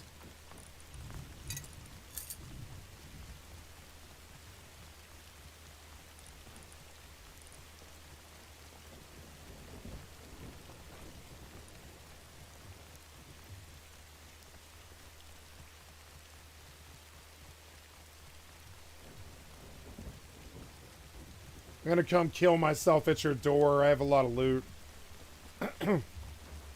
It was fun to gamble. Some nights I'll get up to 800 really quick. Other nights it just robs me.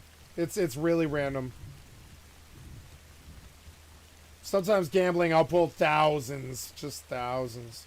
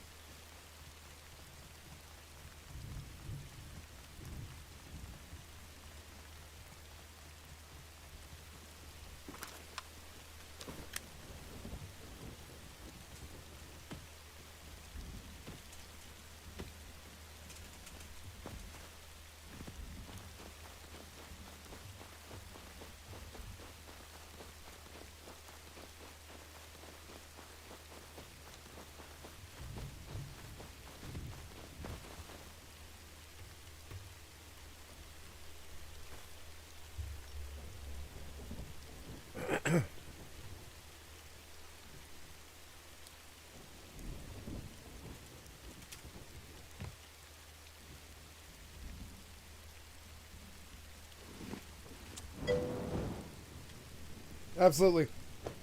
I wanted to gamble and I got to. You know, the rest of the shit, I would have honestly just left there. Oh yeah. Well, thank you. Thank you for the good content for the stream, you know. It's the least I can do. I like helping people. I helped our other friend too, you know. I like helping people. That's my thing.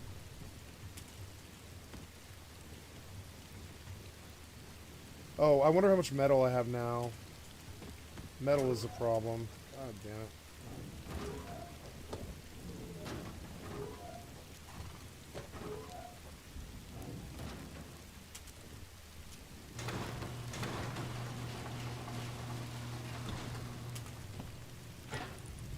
Nice. 2,000. Not bad, not bad. That's good. That'll stay the course for a bit.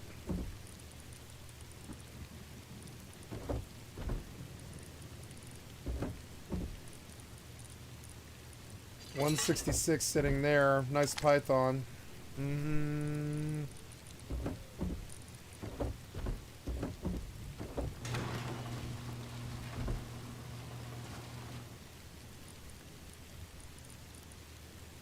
No, I'm not gonna don the suit again. Not again. No. Gotta get up to T3. Oh, I know what I'll do. Yeah. Put together like a crappy kit here.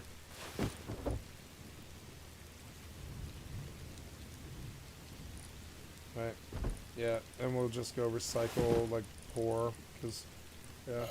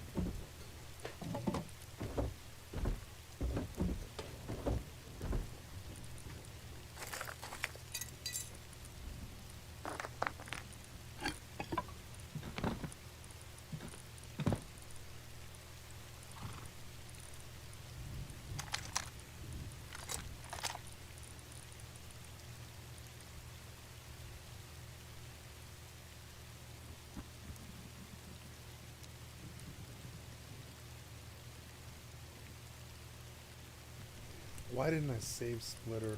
God damn it. I should have saved Splitter. Oh well.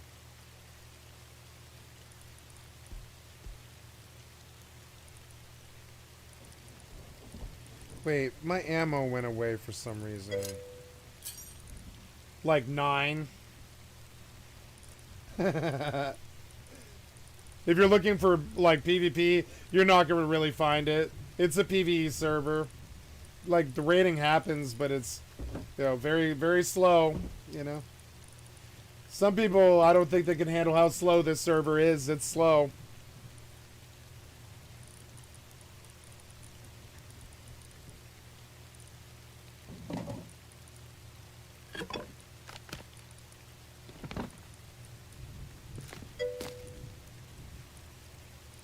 No, you can't buy a mini.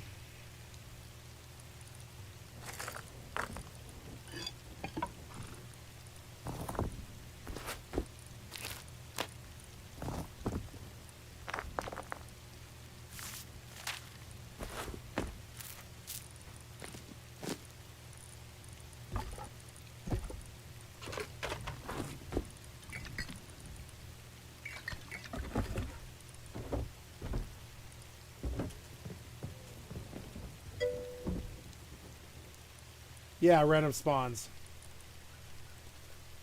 Random spawns. Yep.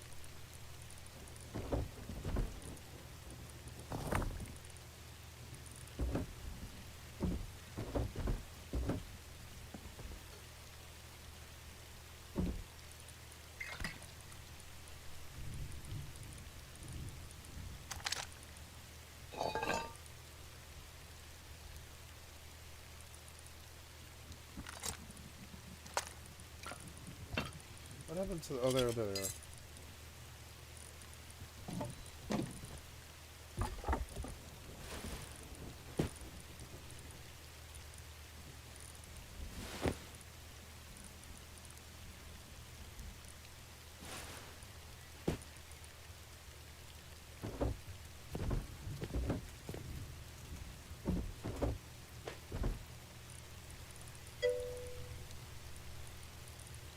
Uh, 3,600.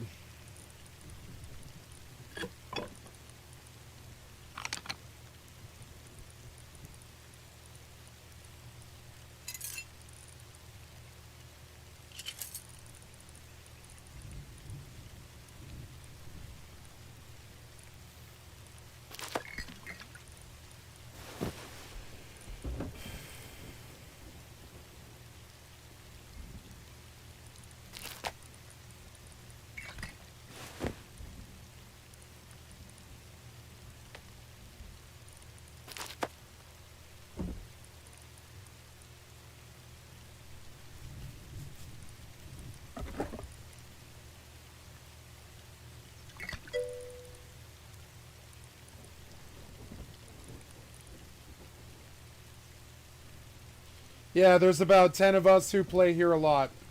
10 of us. There's like the 2 trios, me, a couple of other duos, and a couple of solos are on every day. It's like 10 people. Hardcore is always low pop.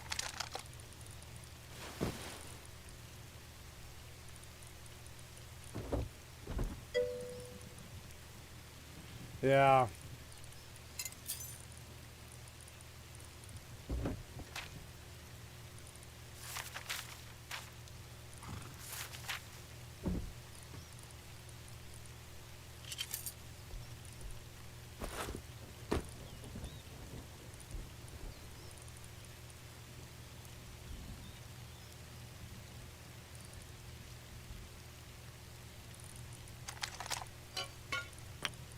Actually, I'm gonna keep that. I don't know if I know it, but...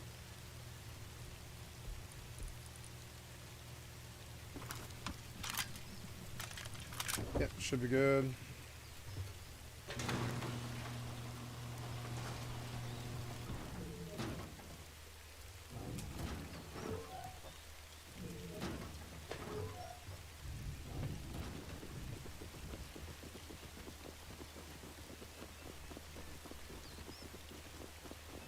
Fuck, ASMR of storms is so good.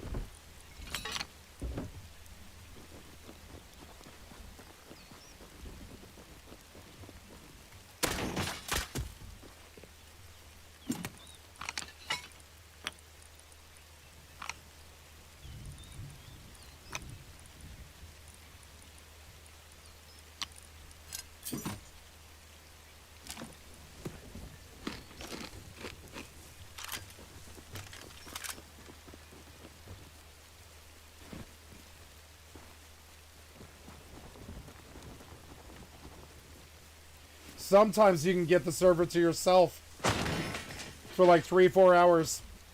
It depends on the day. The later in the wipe, like the last 5 days of wipe, you can get the server to yourself. It's awesome. I've done it.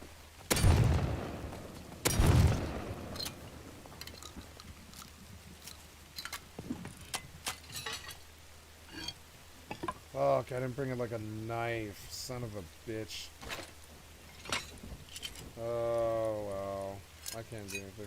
That's fine.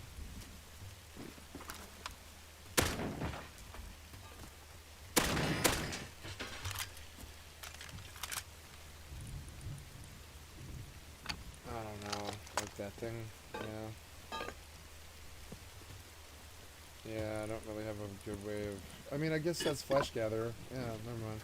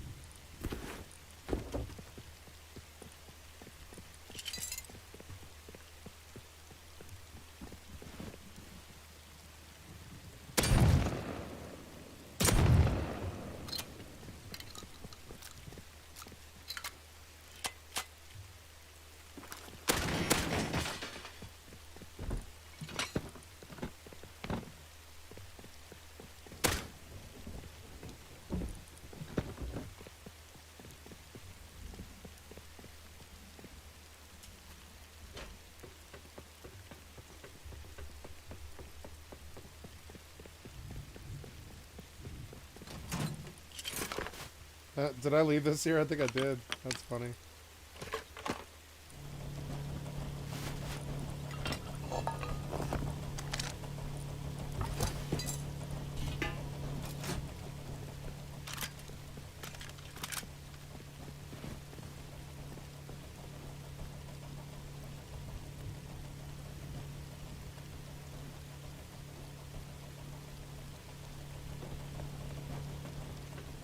Alone is a legit solo player. He's really good. You'll see him around. Alone plays this server.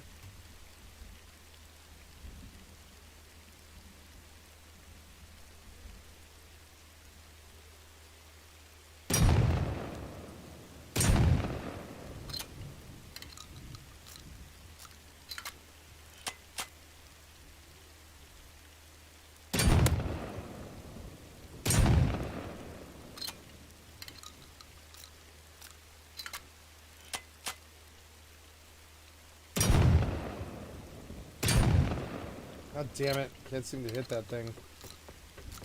So annoying.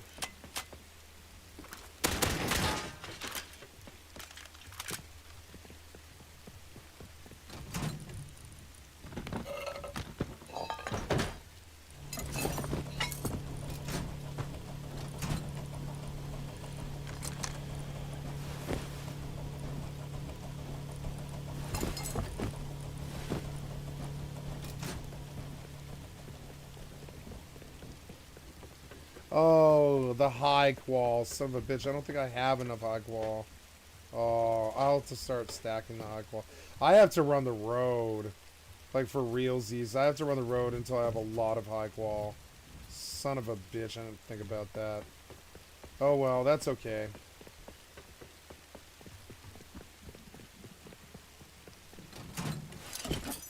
I mean, it's not that hard to get high qual, I suppose.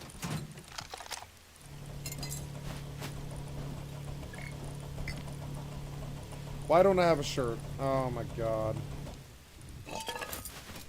So stupid.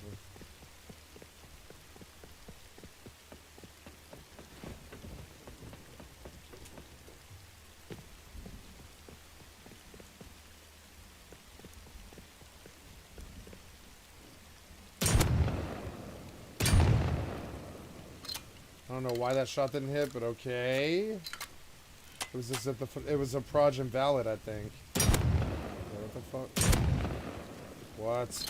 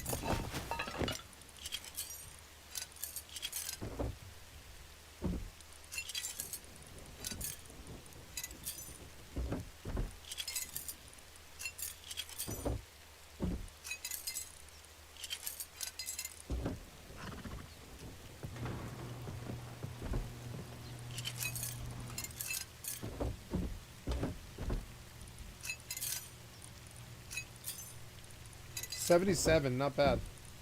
I'm actually not that far. Nice.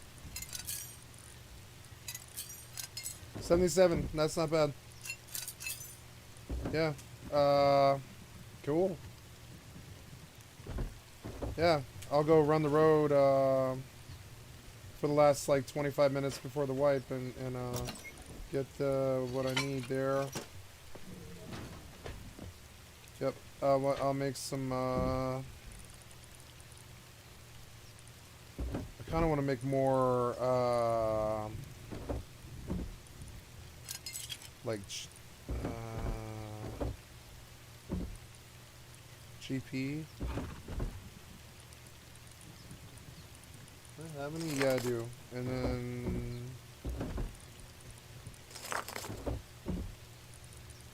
Nice, and then we'll go make some GP here.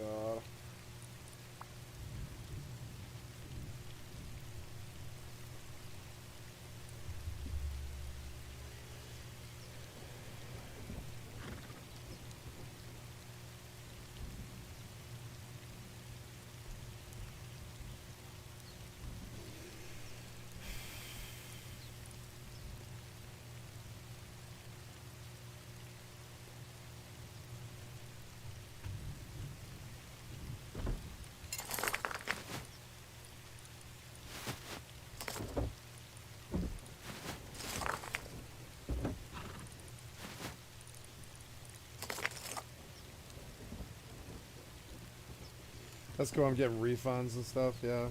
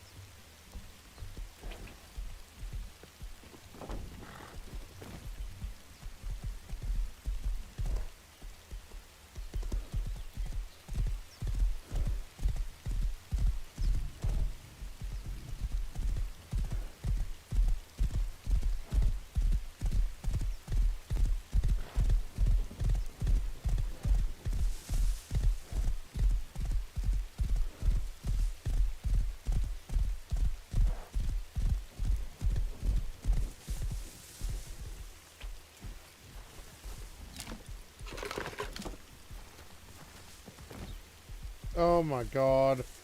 I didn't realize. Oops. Gotta go back. Oh. I didn't fucking realize. Oops.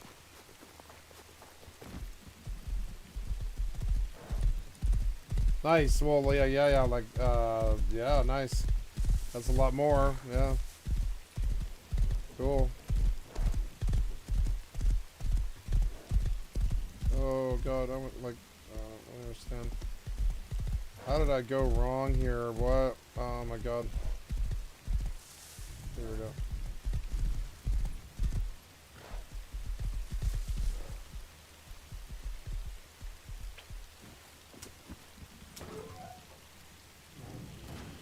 Okay, oh right,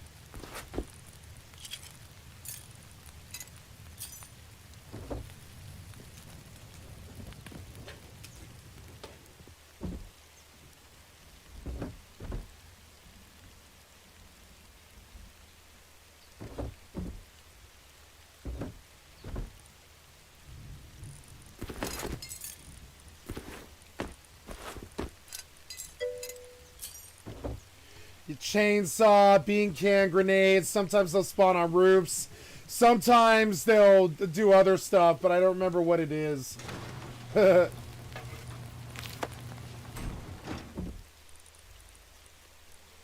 tanky. The headshots help, but they're just tanky in general.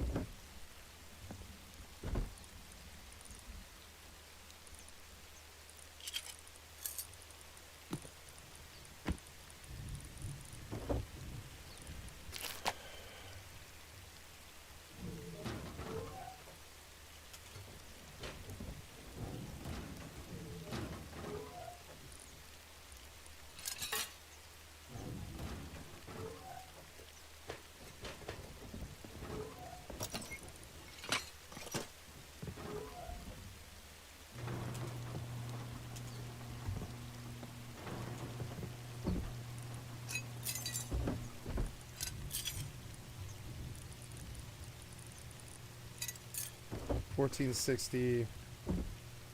Yeah, and then yep, and I want another stack of that so I can just ride and do what I want to do. I want to pull high qual really quick, and I not only do I want to put down a T3, I also want to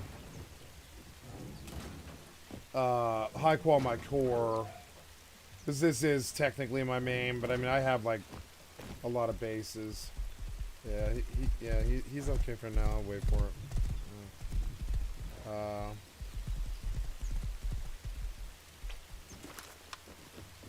Yeah, I mean, yeah, I don't know. I'm not really trying to like loot too much, but the barrels are just free. They're like free metal, pretty much. Really helps the upkeep. Worth it do. Nice, a bean cannon's not bad. 30 scrap too. Yeah. I'm gonna keep going now. I want to do road signs. Pretty much as far as I can.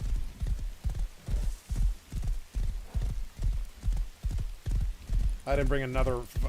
Still didn't bring a fucking dagger, which is so annoying. But whatever, I don't care. Let's go this way. I'm going this way. I'm gonna stop, but I don't know.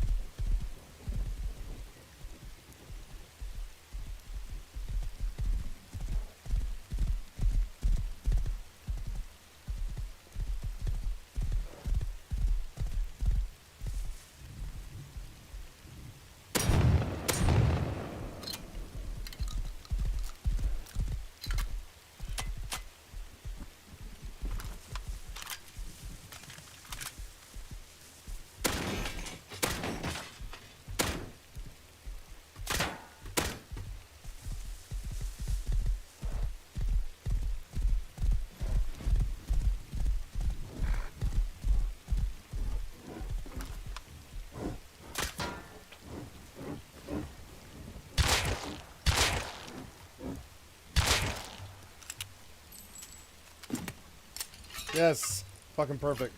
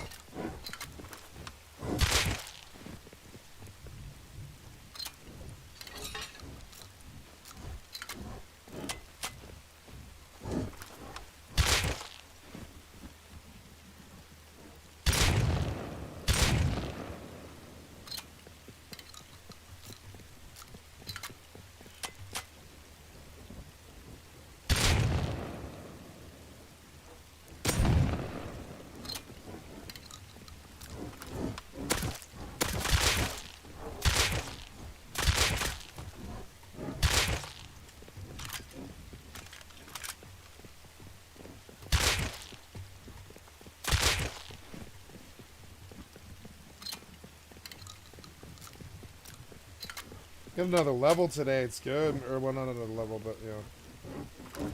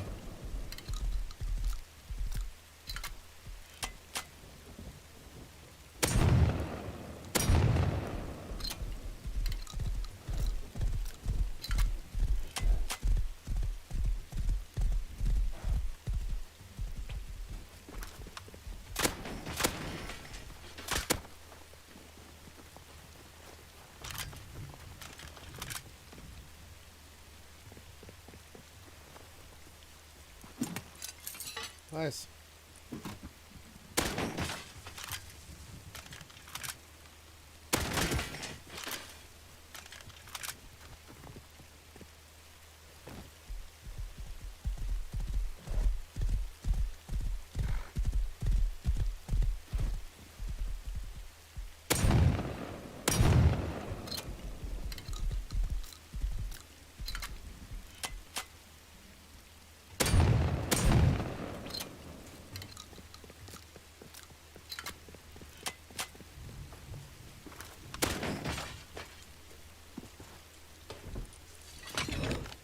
Ooh, Christmas lights.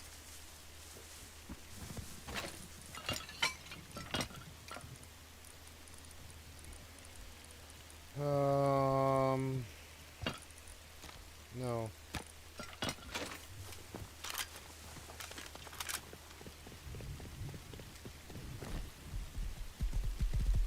$18 hot wall, not bad. Pretty fast. And a lot of metal. Well, not a lot of metal, but a lot of scrap. Not that much scrap, but some. You know, 200 scrap. It's pretty good.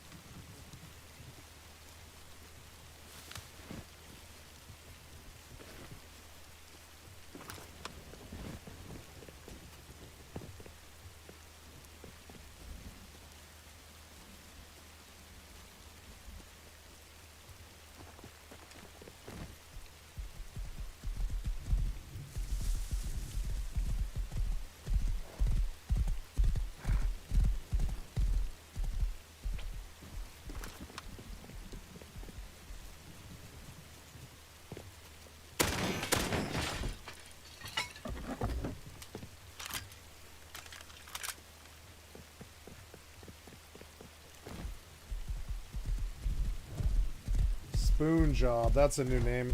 Spoon Job.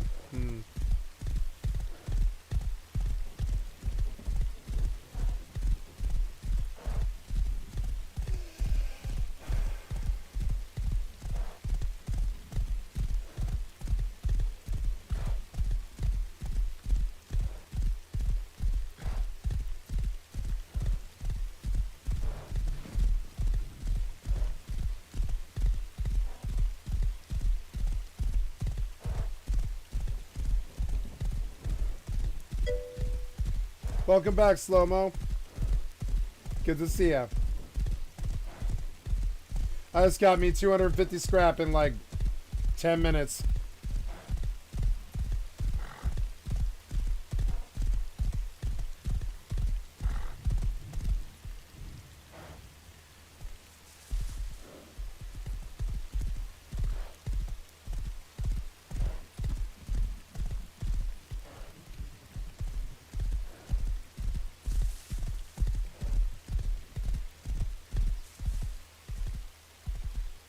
Oops.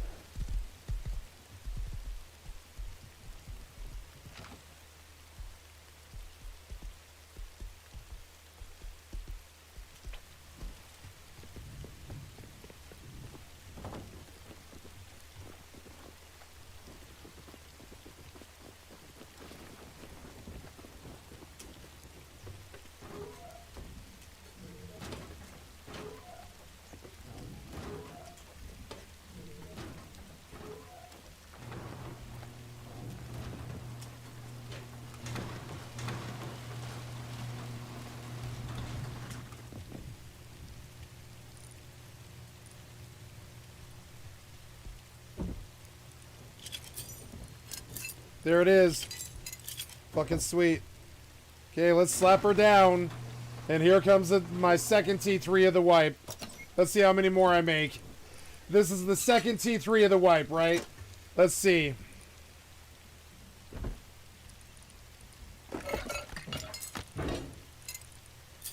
Oh, I'm gonna need some wood. Yep, there we go. And then, yep, I go over to the T2, I think, and make a T3. Work. Alright, there's my T3. Again, which is good. And then that changes things because now, instead of this revolver... Oh, I need more high qual before I can even do that. God damn it, I need another 100 high qual before I can even begin to make the 8x scopes that I want to make. And the lasers and shit, yeah. 50 high qual, god damn, man.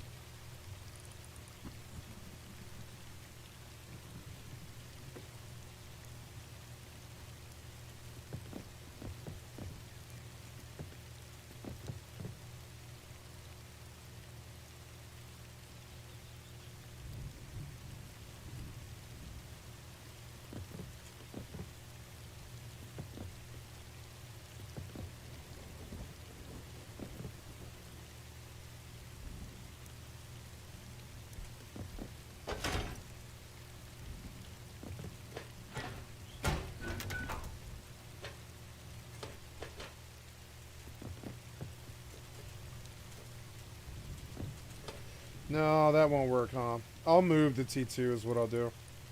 That's alright.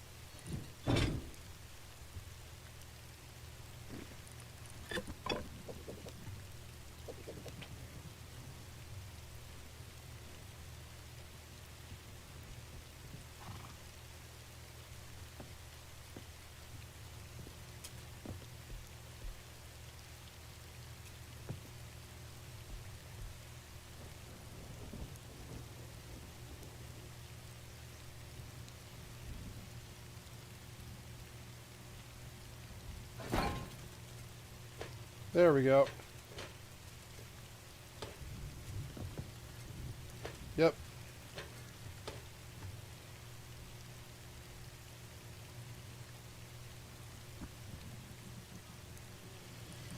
Right on. And then now tomorrow I'll farm high qual. Oh no. Oh no. No, no, no, no, no, no. Well then why let me place it if you're just gonna wedge me? Why do you let me place things if you're just gonna wedge me, you motherfucker? Oh my god. I can't do anything because I'm falling. That won't work, will it? It won't. So... What do I do? What do I do? I think I pick you up as well, and I go. Oops. Yep. I go. And you, and I stick the T to here. Yep. And I don't know. Can I repair this? Yeah. Like that's better anyway, so it won't break if I remove it. And then what else? This will go out there. Yep. Like right here, I think. Fucking so annoying. Yep. And then I can go like, I can go up here. Yeah. Or well, I thought I could, but maybe not actually. Oh yeah, there you go. Yeah. I can like look out and stuff. And see the world. Yeah. It's so cool.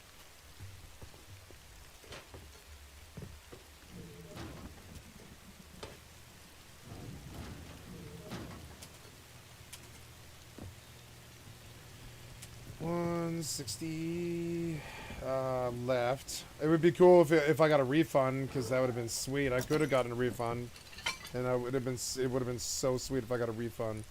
Oh my god. But anyways, here's my next T3. Nice. And within a couple of days, I'm back up where I was after they took my bandit camp base, and yeah, we're doing pretty good there. So, yeah, that horse won't starve, right? I don't think so. I think there's probably bear meat in here somewhere that I haven't cooked, and I want to look for it.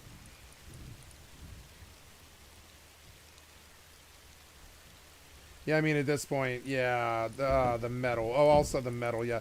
Actually, I have to pay the upkeep, like, now. I need to pay the upkeep, so. Alright, so here's 700 more metal, right? Yep. Submit.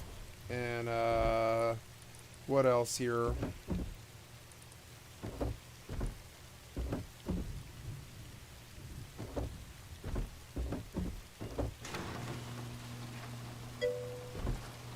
Milligun. Yeah, Milligun. Yep. He's legit. He's like solo often. Sometimes he's duo. Sometimes I think I've even seen him with a third person. He's a good guy. He's not a cheater or an asshole. No. He's a normal Rust player. He'll rage you, and he'll shoot you like every other Rust player. He's your average Rust player. But there's nothing fucky about him, though. He's not a cheater. He's just been playing here for like a year. You know? He's been here a year. He's been here the whole 8 months I was here. So, and long before that, he's been playing here a long time. Some of us have been playing here a long time. So they know how to find you. They know what to do to get you. They know where to gank you. That kind of stuff. Watch out for it. That guy in particular, he's not bad. He's not good, but he's not bad. He's killed me a lot. He's not amazing, but he's not bad either. You know? He's not like a beamer. He's not a beamer. I've killed him a bunch of times. But he's not stupid either. I've definitely, like, last wipe, for instance, at the end of the wipe, I crept around his base with a compound bow, and I shot at him while he built. And I hit him like 16 times, and he just kept having to heal and heal and heal. And I kept moving from bush to bush, and he finally did. He ran the perimeter like a smart person would and actually caught me on that push. And a lot of other players would have just went inside. But, you know, I don't think he's bad. I think he's just, like, solo. He's usually solo. You know, he's kind of feisty. He's definitely, he definitely is a KOS guy. He kills on sight. You know? He kills on sight. So I would just shoot everybody on this server, including me, and ask questions later. And if it's me, just apologize and don't rob me. But still knock me. Knock Toidles. Knock everybody you see and rob them. Like, even me, I would say, you know? Like, I might be like, hey, I need my 8x back. You should give me my 8x back or whatever. But, you know, you can rob even me. I don't care. Like, I would say kill on sight on this server, pretty much. I wouldn't hesitate. Just kill them. You know? Pick up the pieces later. If it's Toidles, make peace with him. If it's me, make peace with me. But don't wait. Just kill whoever it is. Don't, like, everybody's KOS here. Like, don't worry about me. You know. I'm never gonna cry. Even if you take my best weapon, I'm never gonna cry. You know? But they'll make fun of you. You know, they'll, you know, they're Rust players. They'll, you know. They won't make fun of you, but, you know, they'll, like, you know, you can tell they've got attitude. Okay, I've got to pay my base now. Gotta dump the rest of this in a box. Yep. Box. Good, good. And then we come over here and we say... Suicide... Yes. And then... Sui TC Sat. And then we loot that. And we loot that. Very good. And we go across the board. 2 days, 9 hours, or 57 hours on the main base. Very good. And then we pop. And we say suicide. Or well, I can't suicide yet, but I will. All my bases shall be fed. All my bases shall be fed. All my bases shall be fed. I'll be fed. All my bases shall be fed. All my bases. Let's put it this way, friend. If you raid them, right? They've got an entire base of my materials in their base. They pulled 7 guns off me, 6K metal, 1K GP. That's about it. Stone. They pulled like an entire 2 boxes of stone or something. But I mean, like, yeah. So, like, if you pop them, all my shit's in that base. I can tell you that. I just don't know where they store it all. I know that they move with the mini heli, and when they left, they went to the base on the cliff on the top of the cliff by Dome. But I don't know if they're storing loot there, though. I really don't. You know, I don't know what's going on. But yeah. Yeah, they took Brad the first 2 days, yeah. Oh yeah. Yeah, I mean, like, the 10 people who are here who are active, they do stuff, yeah. I heard him taking Bradley twice this server, only 2 times. But they have been, yeah.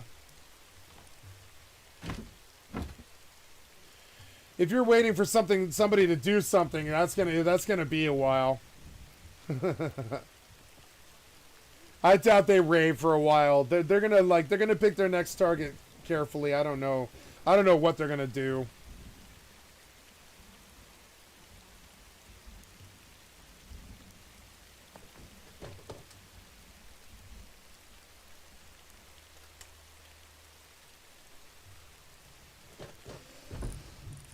Okay, 41 hours.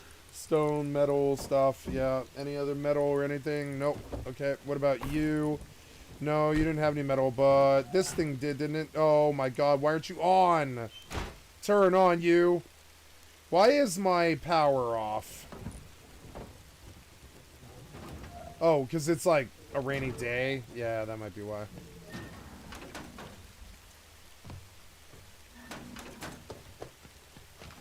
Oh, duh. That's why. Duh. So... What do? I go take a hammer and I don't know if I can fix this in time. It's fine. Oh, oops, my top thing is open. Yeah.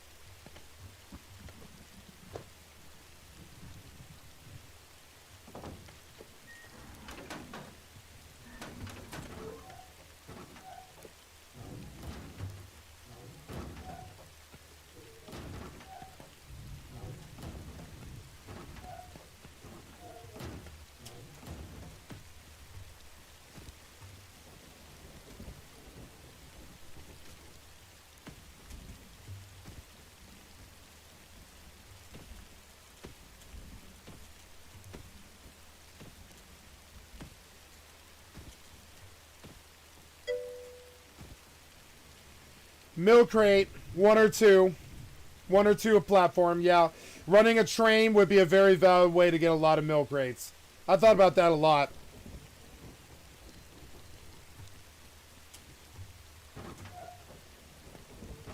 But the scientists only drop scrap.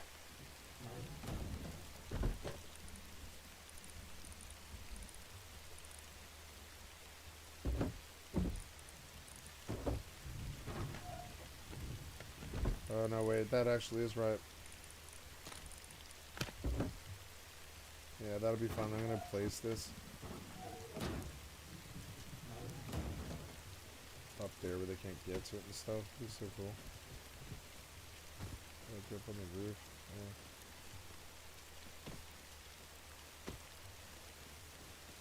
Yeah. Yeah, like have a camera right here. Oh, damn it. Get up. Get up, you asshole. Oh my god, jump up on this. Come on, man. Oh my god. Yeah.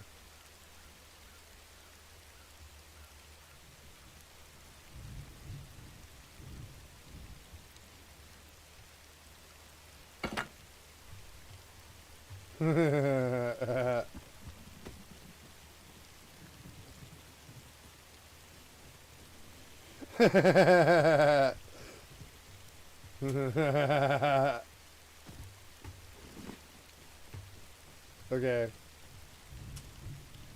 Stupid reset. I'm going to restart this stream here in 2 minutes, and I'm going to play music and play Overwatch until the sun rises, at which point I will log and eat and go walk for an hour or two, and then go to bed. But we got a little while longer here. It's good. It's only like 5 a.m. I got some time here. Got like another hour or two. But I will play Overwatch while this is happening. Yep. Okay, 1 minute left. Quit. Okay, guys, I am going to... Well, I'm not going to restart the stream. I don't need to restart the stream. I'm just going to change the game. While the server resets, which takes sometimes 45 minutes or something like that, you know, I'm going to play some Overwatch and listen to this rain. So, I'm going to change my title. So, okay, here we go. I'm going to change my titles, which will mean... for the meantime, I will come and change the display capture, and I'll walk through what it takes to be a streamer, which I think is a very good way to... You started great. That's smart. That's smart. Yep. Fuck yeah. Good time to do it. Yeah, it's always thinking. Always thinking. Yeah. Genius. No, I mean, in 15 or 20 minutes, it'll be unlocked when you get on.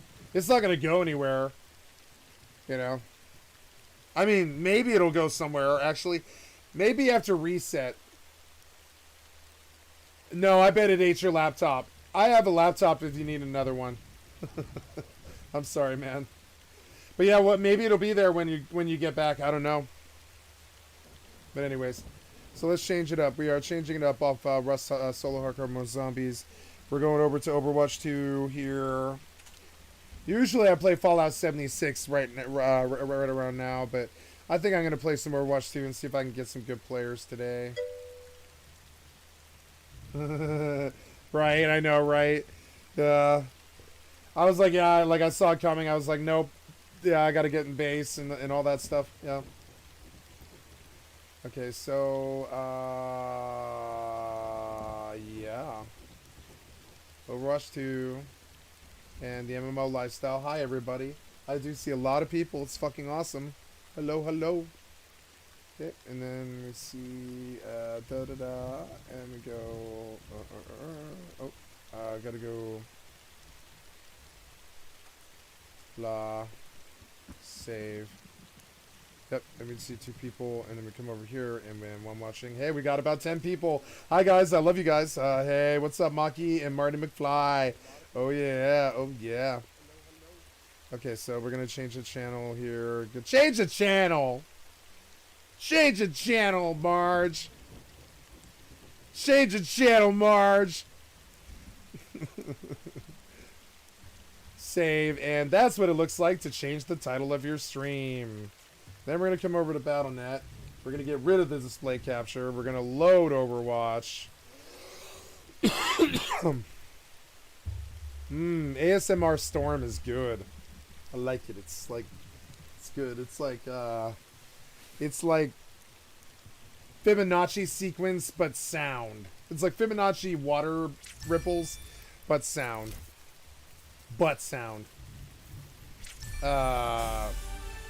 Yeah, okay, go. Sweet, like 4 more, I don't care. Let's go. Alright, and then, yeah, maybe competitive. Might be a good time to do competitive, maybe. Yeah, maybe like a 4-minute queue. I don't know, I don't want to sit in 4-minute queue, no.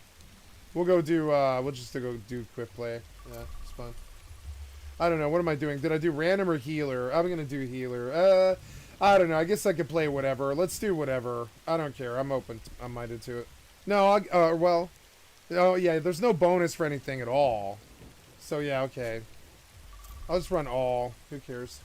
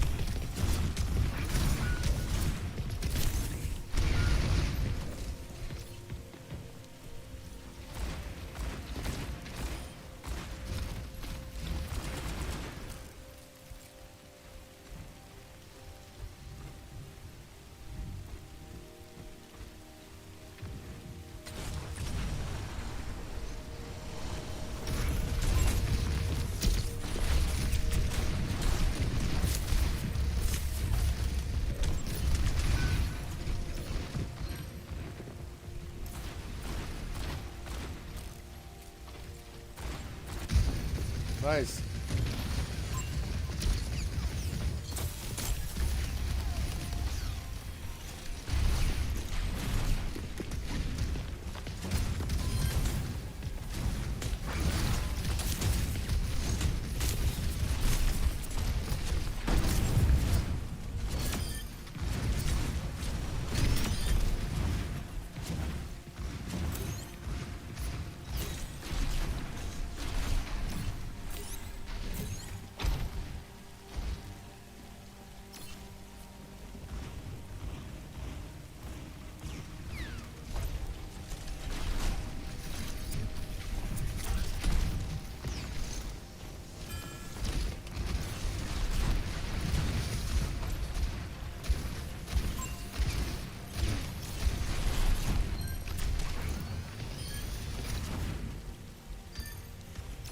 Okay, works for me.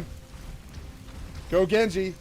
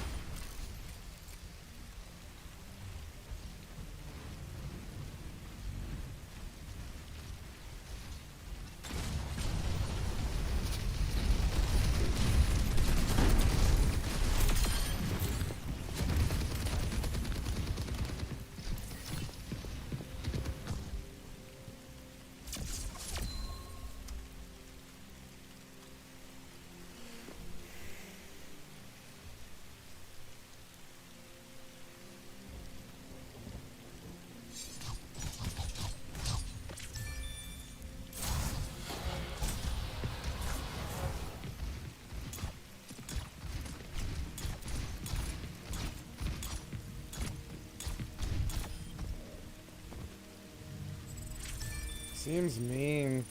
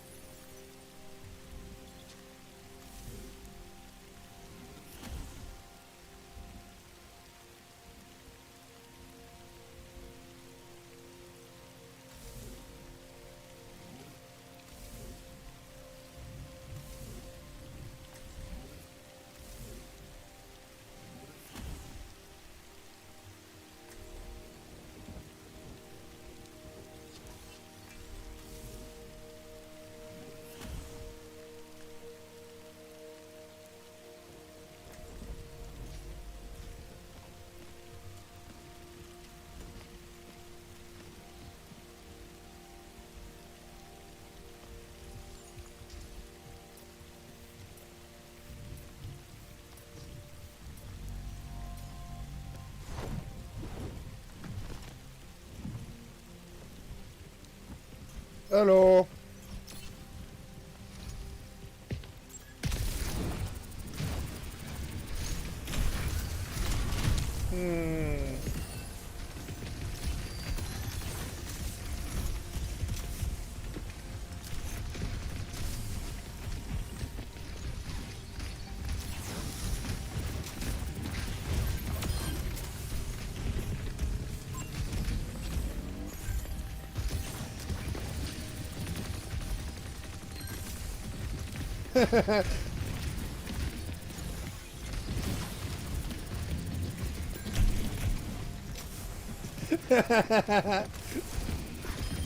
Oh, yeah, no, no, no.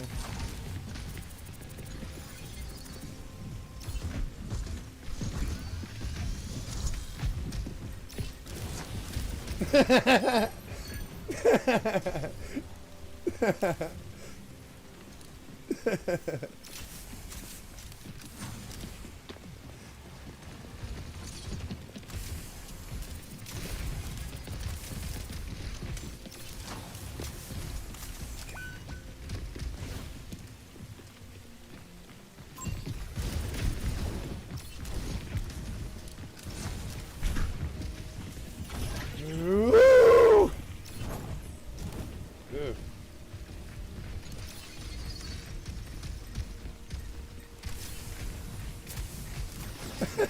Oh.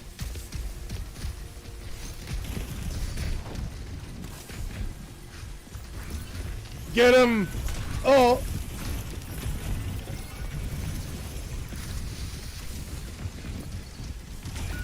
Ugh.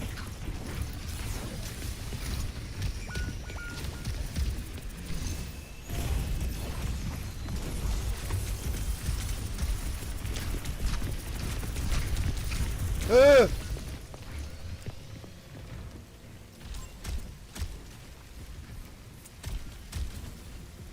Fucking Reaper.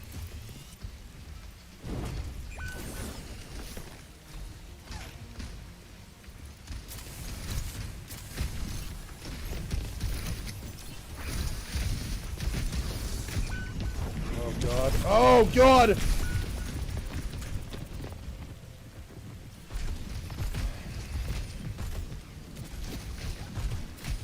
What? I'm caught in a trap. It's so annoying. Oh. Not too good.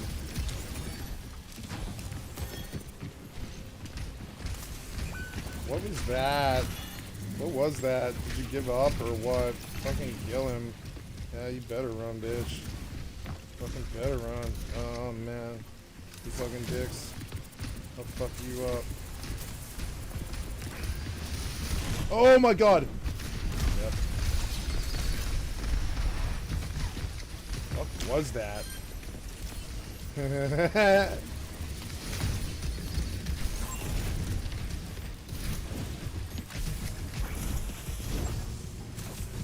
Oh. Oh. Oh.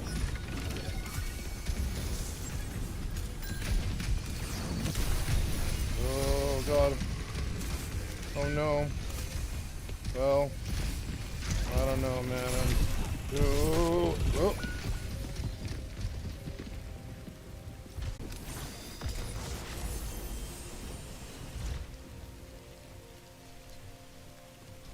You bastard. You're so annoying.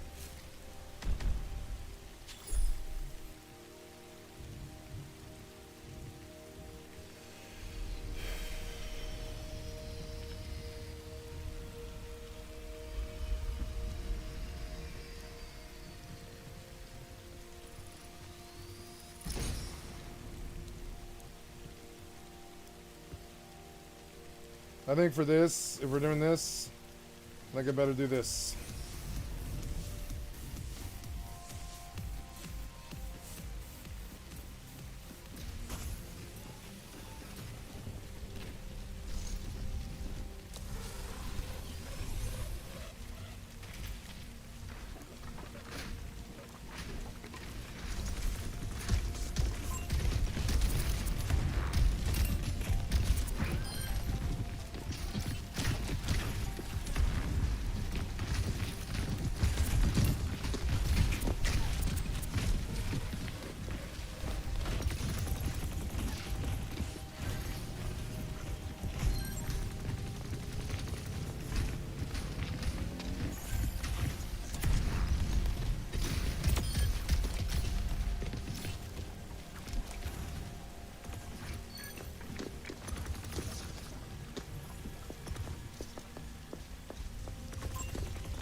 Oh, it's scary. It's so scary, I don't know where they went. Nice, nice.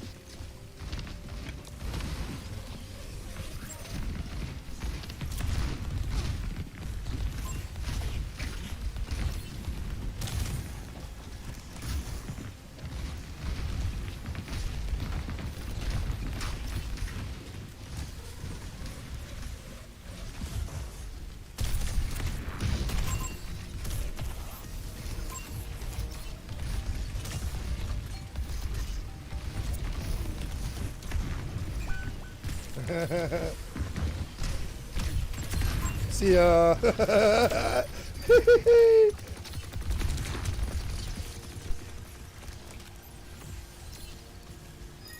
I was waiting for it.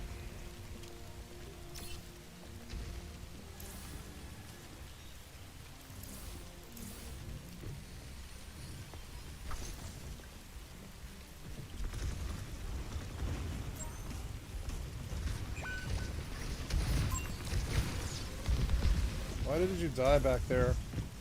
Oh my god.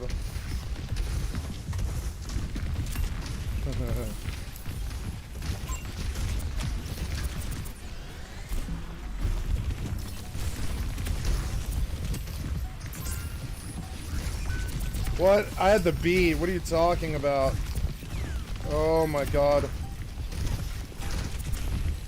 Oh god, get out of it! Oh god.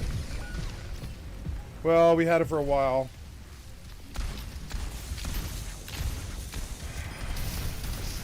Blossom. Poop sock, no. Poop sock and toilet water and big foreskin and what? Fucking.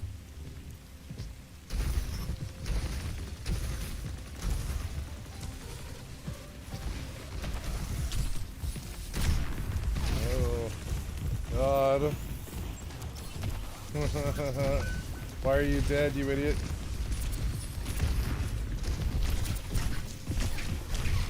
Ooh. Ew. I don't know. We're like throwing this game. I don't know.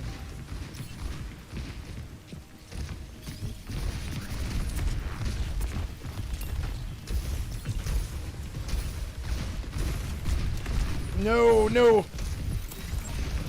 Oh my god. Kill him.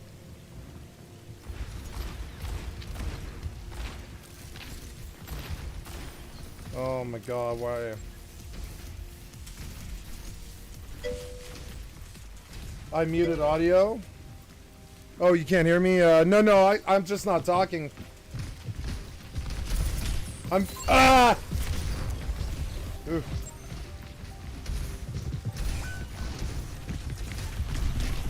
Oh my god.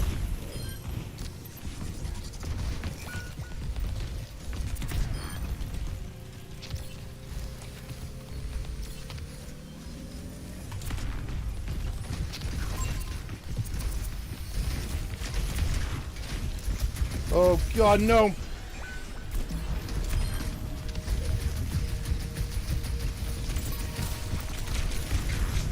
Oh my god. Can't believe we lost this. Yeah, I'll check the sound, but no, I'm okay. I just haven't been talking.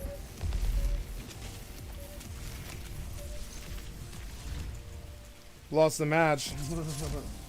This sucks. It was a good fight though. 7,000, 10 and 6. It's like not too bad. Those guys did better though.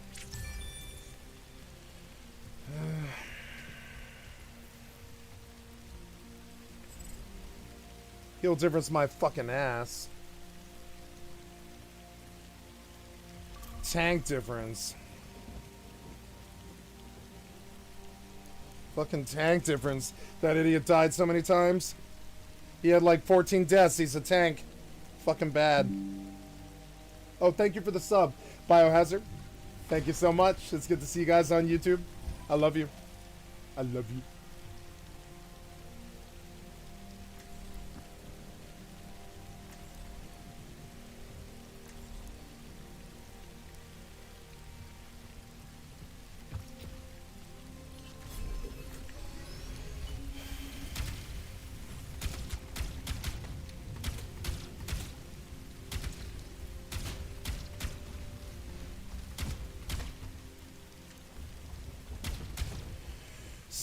Miss Sundura. Oh, yep. Oh, yeah. Star Watcher, the Noru, TKM, Mutsi, Hey, it's Ellen, Dizayu, Diva King, Shiros.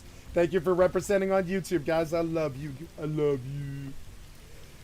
Soon I go out and walk in the sun, in this beautiful summer sun. I can't wait. I'm going to listen to an audiobook of by my favorite author. And it's going to be so good.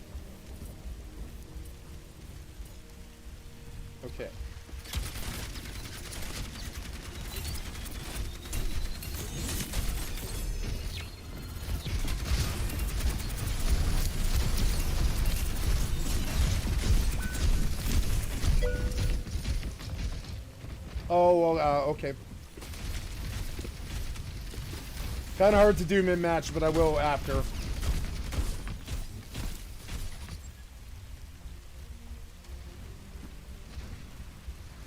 I don't know. Nobody got a kill. I don't know. Get a kill, and it would be good.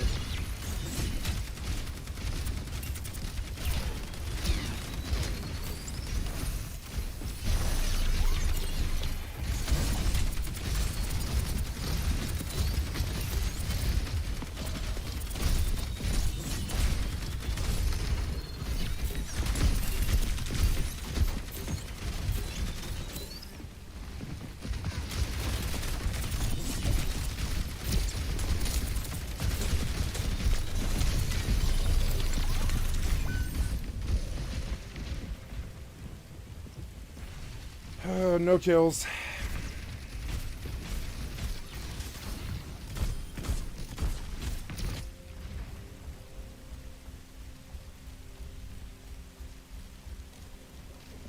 No kills for a really long time.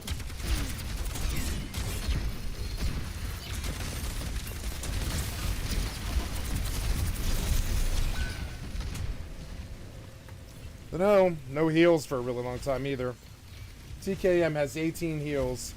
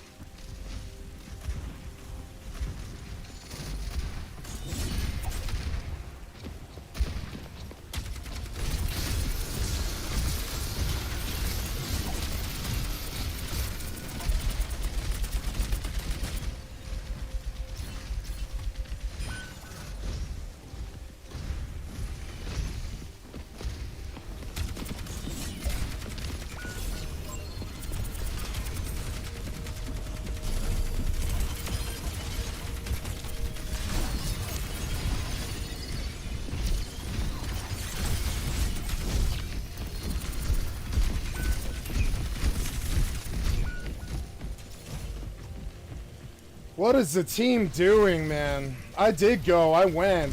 I fought. Like, what? I don't know. Man, these guys suck. I don't know.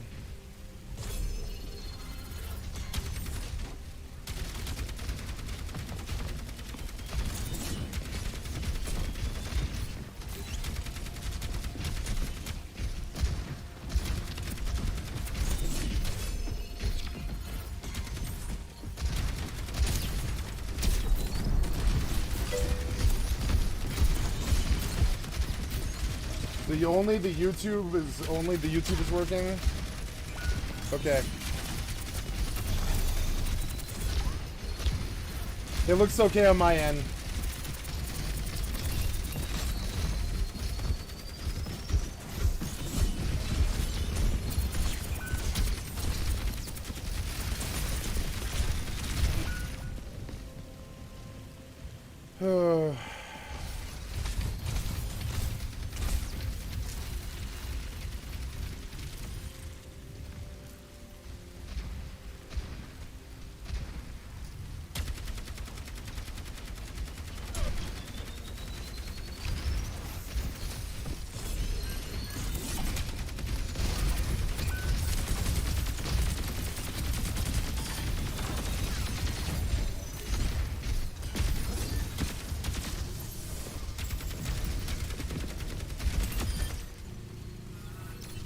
So, I don't know. Let's see if my tablet's got sound.